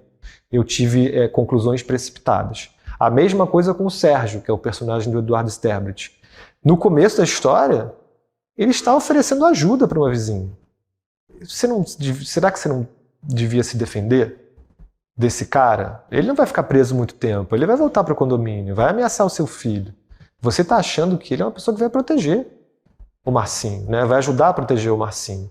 Eu fiquei até preocupado que até o episódio 3 as pessoas shippavam Cibele e Sérgio, e eu dizia, meu Deus do céu, chega logo o episódio 4 para as pessoas virarem isso, né? E quando ele comete um abuso com ela, para chantagear, para devolver a arma, você entende que ele é um vilão. Aquele homem que queria defender está se aproveitando de uma vulnerabilidade de uma mãe. né? Então, para mim... É um ponto de não retorno isso aí na temporada ou você acha que não? Eu acho. Você faz isso? Você faz esse arco de temporada assim, nessa sequência? Faço. Eu divido a minha temporada em atos, né? A primeira temporada, por exemplo, ela tem 3 atos, que é o primeiro ato, que são os adolescentes e a arma, o segundo ato, que é a milícia e a descoberta do amor do Marcinho, e o terceiro ato, que é a milícia tomando conta e as consequências da compra da arma no primeiro ato. Na segunda temporada, você tem 2 atos apenas. Você tem o ato que é todo o entendimento desse condomínio, dessa briga de vizinhos, e o segundo ato, que eu não vou revelar muito, mas depois que a vizinha que odiava o vizinho passa a ser aliada dele, né? E agora a terceira temporada ela tem 4 atos.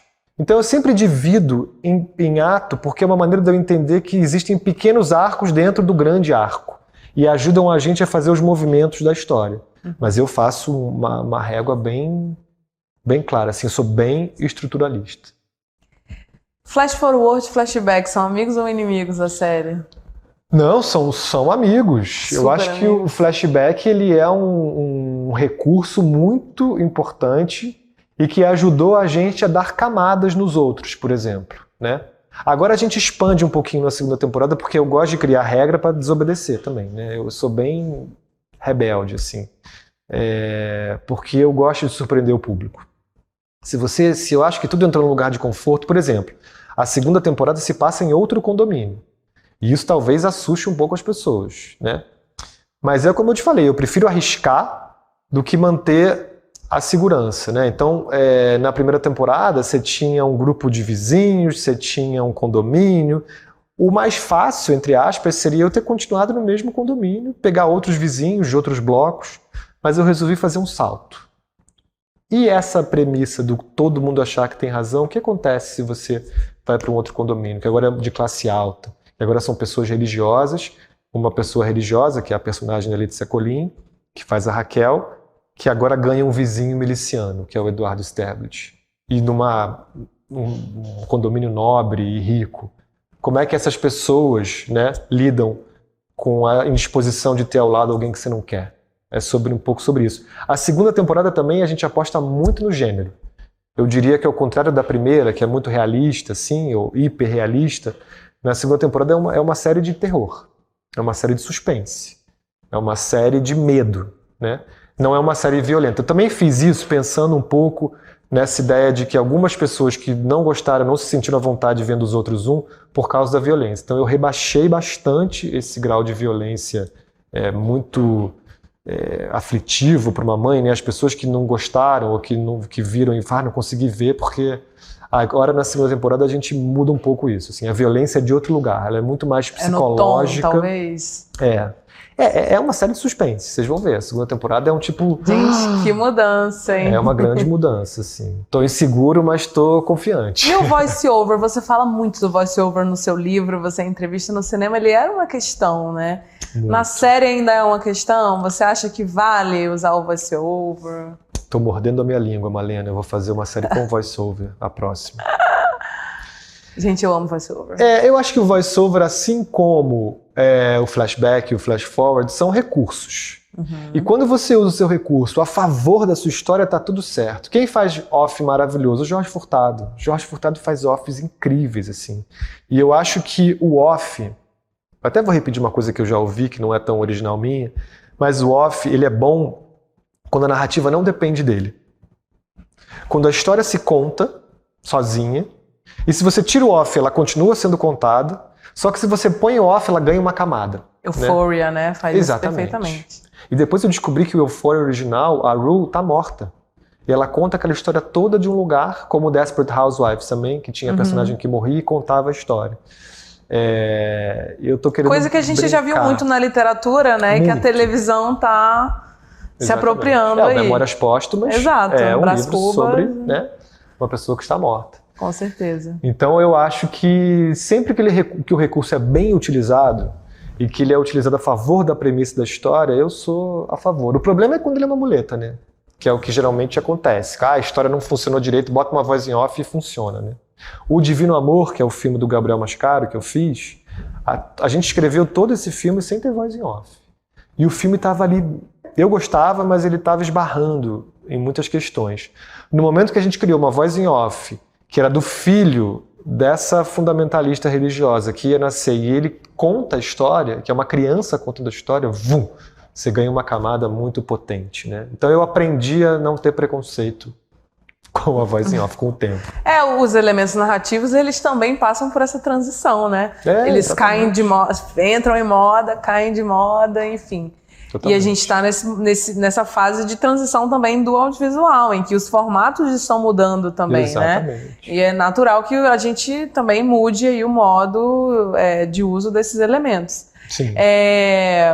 Como é que você acha que tá o cenário do streaming aqui no Brasil hoje? Você pegou uma era pré-streaming e agora uma era do streaming. O que você acha que mudou nesse modo de criação das séries, na nossa indústria, enfim? Eu acho assim, eu que tenho 44 anos, fui criado com a televisão aberta, né? Onde você uma hora senta a hora da novela. Mas eu tenho 28 e também fui, tá? Exato.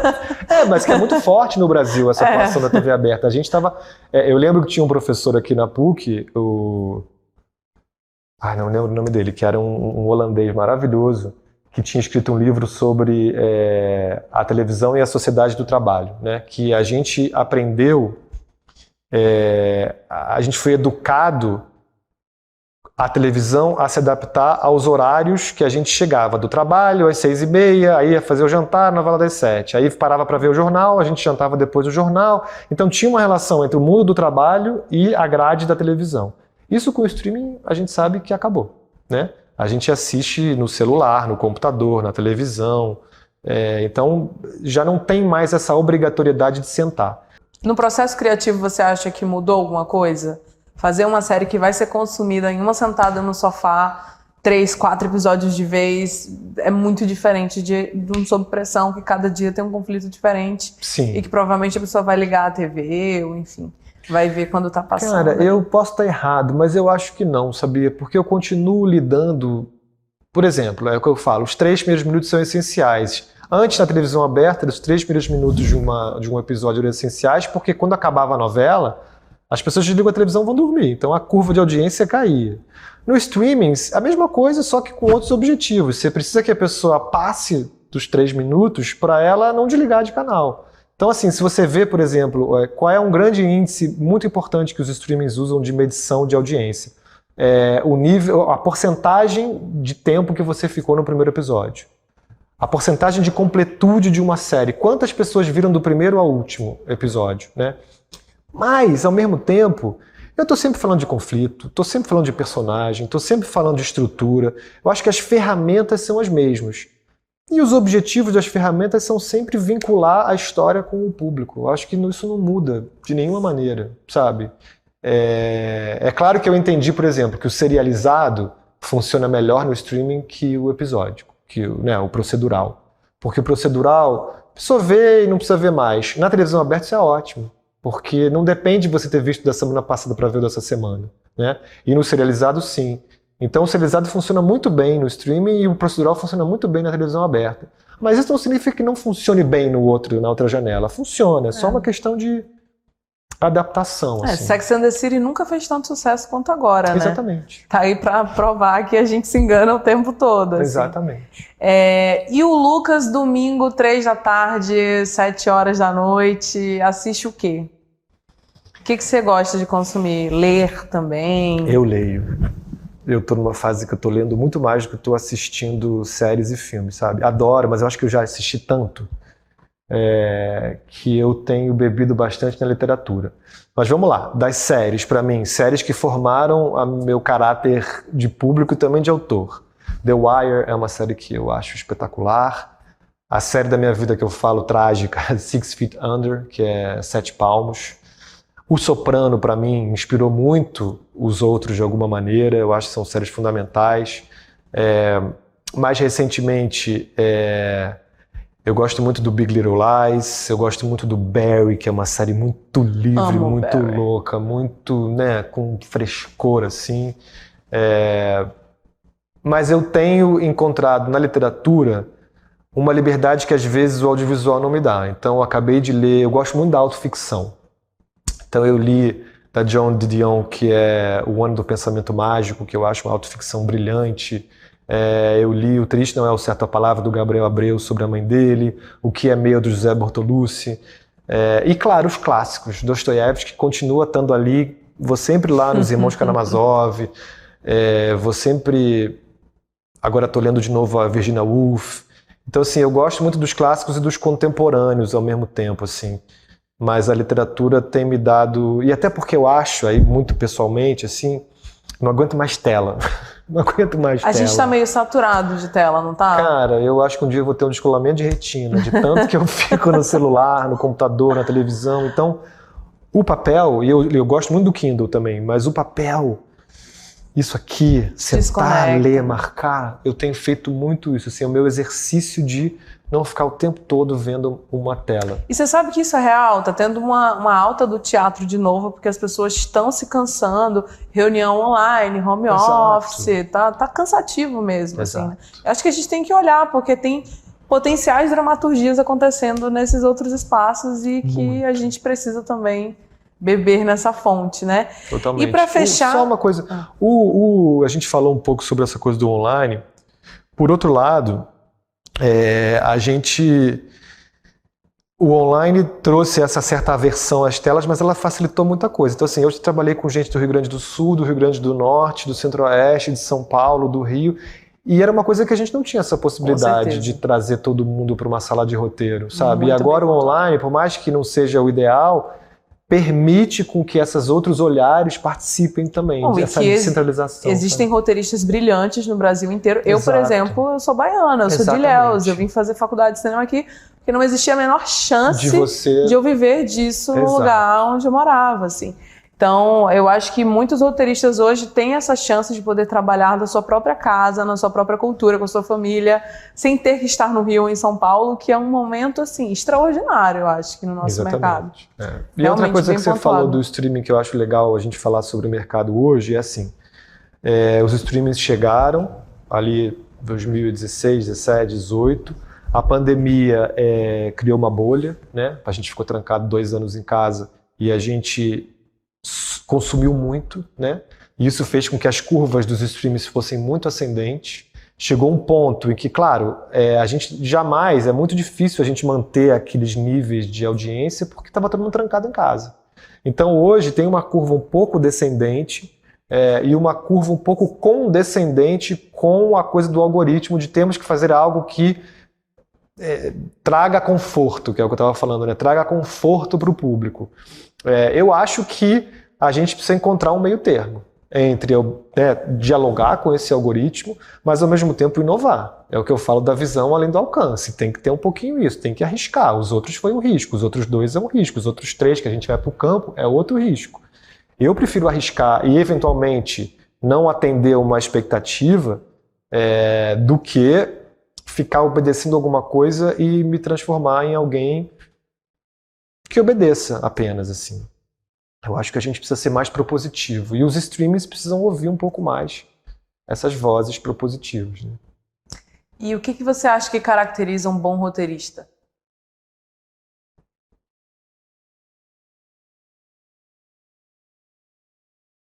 Eu acho que primeiro... É meio clichê falar isso, mas assim, empatia. Não posso olhar para as pessoas julgando. E nem a favor e nem contra, né? Porque às vezes você julga contra e às vezes você fica com pena e às vezes você fica com raiva. Eu acho assim, esses sentimentos, eles existem. Não é que eu não sinto esses sentimentos. Eu sinto raiva, sinto pena, sinto ódio, sinto amor, sinto rejeição. E eles vão passar por mim, esses sentimentos. Sou vingativo, né? Super, né? Mas eu acho que quando você ultrapassa a primeira camada do sentimento mais difícil de atravessar, eu acho que você consegue aprofundar. Então, acho que assim, empatia, sensibilidade, visão de mundo, autocrítica. A autocrítica é fundamental. Eu vejo as pessoas falando dos seus trabalhos com uma certeza, uma segurança que eu acho que eu nunca vou conseguir ter. Antes dos outros estrear, eu estava em pânico. Antes do Sob Você é Pressão, inseguro? Você se considera inseguro? Jesus amado, assim, muito. E eu vou na análise e digo, mas meu Deus, por quê? Né? Assim, quando os outros foram estrear, eu tremia, assim. Agora os outros dois a mesma coisa. Quando o Sob Pressão 1 foi estrear, eu falei, meu Deus, é a primeira coisa que eu tô assinando sozinho, meu nome lá, abre o negócio, tá lá. E aí o assédio é pro bem e pro mal, né? Tem horas que você fala, meu Deus do céu, eu não aguento mais falar disso aqui. Né? Eu sento na mesa com a minha família, todo mundo vem falar. E é lindo, né? Você tem um trabalho que as pessoas falem. Mas tem uma hora também que é o que você falou, domingo, 3 da tarde, agora eu vou ficar em casa lendo, quero ir à praia. Eu desligo meu telefone, geralmente, domingo, assim, offline, assim, eu tento ficar quieto.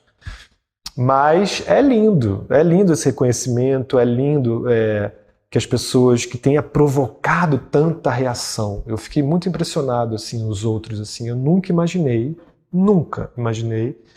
que poderia ter o alcance tão profundo que essa série teve, assim. E isso me traz mais responsabilidade e mais insegurança. Mas eu não desisto. Sofro, mas não desisto. Mas isso, claro, que é um resultado da sua competência, da sua dedicação. Obrigado. De todos os seus estudos e da sua longa caminhada para ter chegado até aqui. Com certeza você foi aí alguém que abriu caminhos para muitos de nós que estamos chegando, né? E que temos você como inspiração. Que bom. E dos meus parceiros, né? Assim, eu costumo dizer, nada se faz sozinho. Se eu tô onde eu tô e se eu tenho o reconhecimento que eu tenho, é porque eu tive pessoas fundamentais na minha trajetória que trabalham diariamente comigo, com quem eu divido, assim, eu não vou nomear ninguém aqui agora porque eu vou me enrolar, mas as parcerias foram fundamentais no meu desenvolvimento profissional e eu sou grato desde os meus professores até os meus parceiros de trabalho, os meus diretores, produtores. Eu não tô sozinho. Que legal. Antes de fazer a última pergunta, eu queria fazer um comentário, talvez até uma revelação, assim, porque quando a gente é professor, a gente não sabe o quanto a gente está influenciando na vida das pessoas. Hoje eu trabalho como roteirista e eu dou aula de roteiro. Eu já estou aí no meio de um doutorado de roteiro, de série, né, voltado para a série. Mas a minha primeira aula de roteiro foi com você. E o interessante é que, assim, não foi em qualquer momento da minha vida. Eu tinha acabado de ter filho. Eu me engravidei no meio da faculdade sem planejamento nenhum.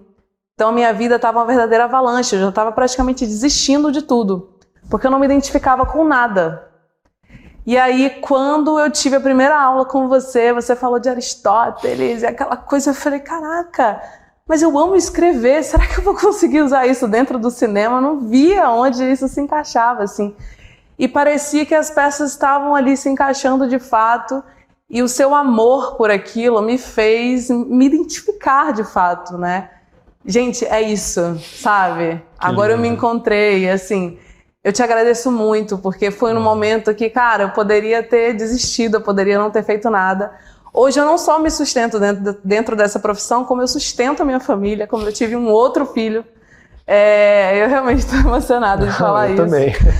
Mas assim, você é um professor brilhante, você é um roteirista brilhante, você faz história no nosso país, continua fazendo, continua abrindo caminhos, continua levando muito conhecimento para um público de um país de dimensões continentais, que muitas vezes não tem acesso à educação e a muitos recursos. Então, assim, é uma trajetória para se orgulhar muito mesmo. Eu estou muito feliz de você ter vindo, te agradeço. E eu queria te pedir para você finalizar com uma mensagem, com um conselho para quem está chegando agora, que está entrando nesse mundo, né? O que você diria para essa pessoa, assim? Bom, primeiro agradecer, né? Essas palavras não é todo dia que a gente ouve. Isso que a gente fazia aula às 7 horas da manhã, que não é fácil estar aqui às 7 sem dormir, da manhã, tá, gente? Eu tinha um bebê. Com filho, exatamente, assim. Mas eu acho que a primeira coisa, e eu digo, isso é para qualquer profissão, né? Assim, é o comprometimento. A gente vive num país muito desigual, onde se eu estou aqui, obviamente, pela minha trajetória, pela sensibilidade, aptidão e tal, é porque eu tive a oportunidade. Apesar da minha vida ter tido, né, eu perdi meu pai muito cedo, fui separado da minha mãe muito cedo, tive que me virar aí familiarmente para me estabelecer, Eu mesmo assim tive muita oportunidade, teve muita gente que permitiu que eu estivesse aqui hoje, né? O que eu fiz foi agarrar essas oportunidades e não largar, né? Com a análise 3 vezes por semana. Então eu acho que assim, o que a gente precisa para que as pessoas façam o que elas gostam de fazer é dar oportunidade. Então assim, isso é um trabalho público e privado. Né? A gente precisa, o governo precisa fazer ações de fomento audiovisuais para que permitam que essas pessoas se desenvolvam. A iniciativa privada também precisa fazer isso. Seja uma TV Globo, seja uma PUC, seja uma empresa maior, assim, existem, é fundamental, é obrigação dessas pessoas, dessas empresas, que elas deem as oportunidades. Então, assim, dito isso, aí eu posso dar conselhos. Assim, no momento em que a gente tiver todo mundo com algum grau de oportunidade, eu acho que é um bom começo. Com a oportunidade, eu acho que o que você precisa fazer é um pouco do que você falou, descobrir quem é você no meio desse caos. E não apenas obedecer. Né? E quando eu digo que eu sou rebelde, que eu desobedeço, eu sou uma pessoa muito responsável. Muito responsável. Você pode conversar com qualquer pessoa que trabalhou comigo, o meu comprometimento e a minha responsabilidade estão no resultado de tudo que eu faço. Né? Então, assim, comprometimento, responsabilidade e rebeldia, é estranho dizer responsabilidade e rebeldia na mesma frase, mas eu acho que essa contradição complexa que a gente faz com que você não tenha resposta para tudo, mas que você se movimente. Então, se comprometa, seja responsável, seja rebelde, arrisque, encontre a sua turma, trate as pessoas bem e faça com que aquilo que você quer contar seja contado da melhor maneira possível. É muito difícil escrever roteiro, Malena, muito, você sabe. Muito difícil, não é fácil. Eu acordo angustiado, todos os dias. Com algum grau de angústia, com amor, com um monte de coisa boa também.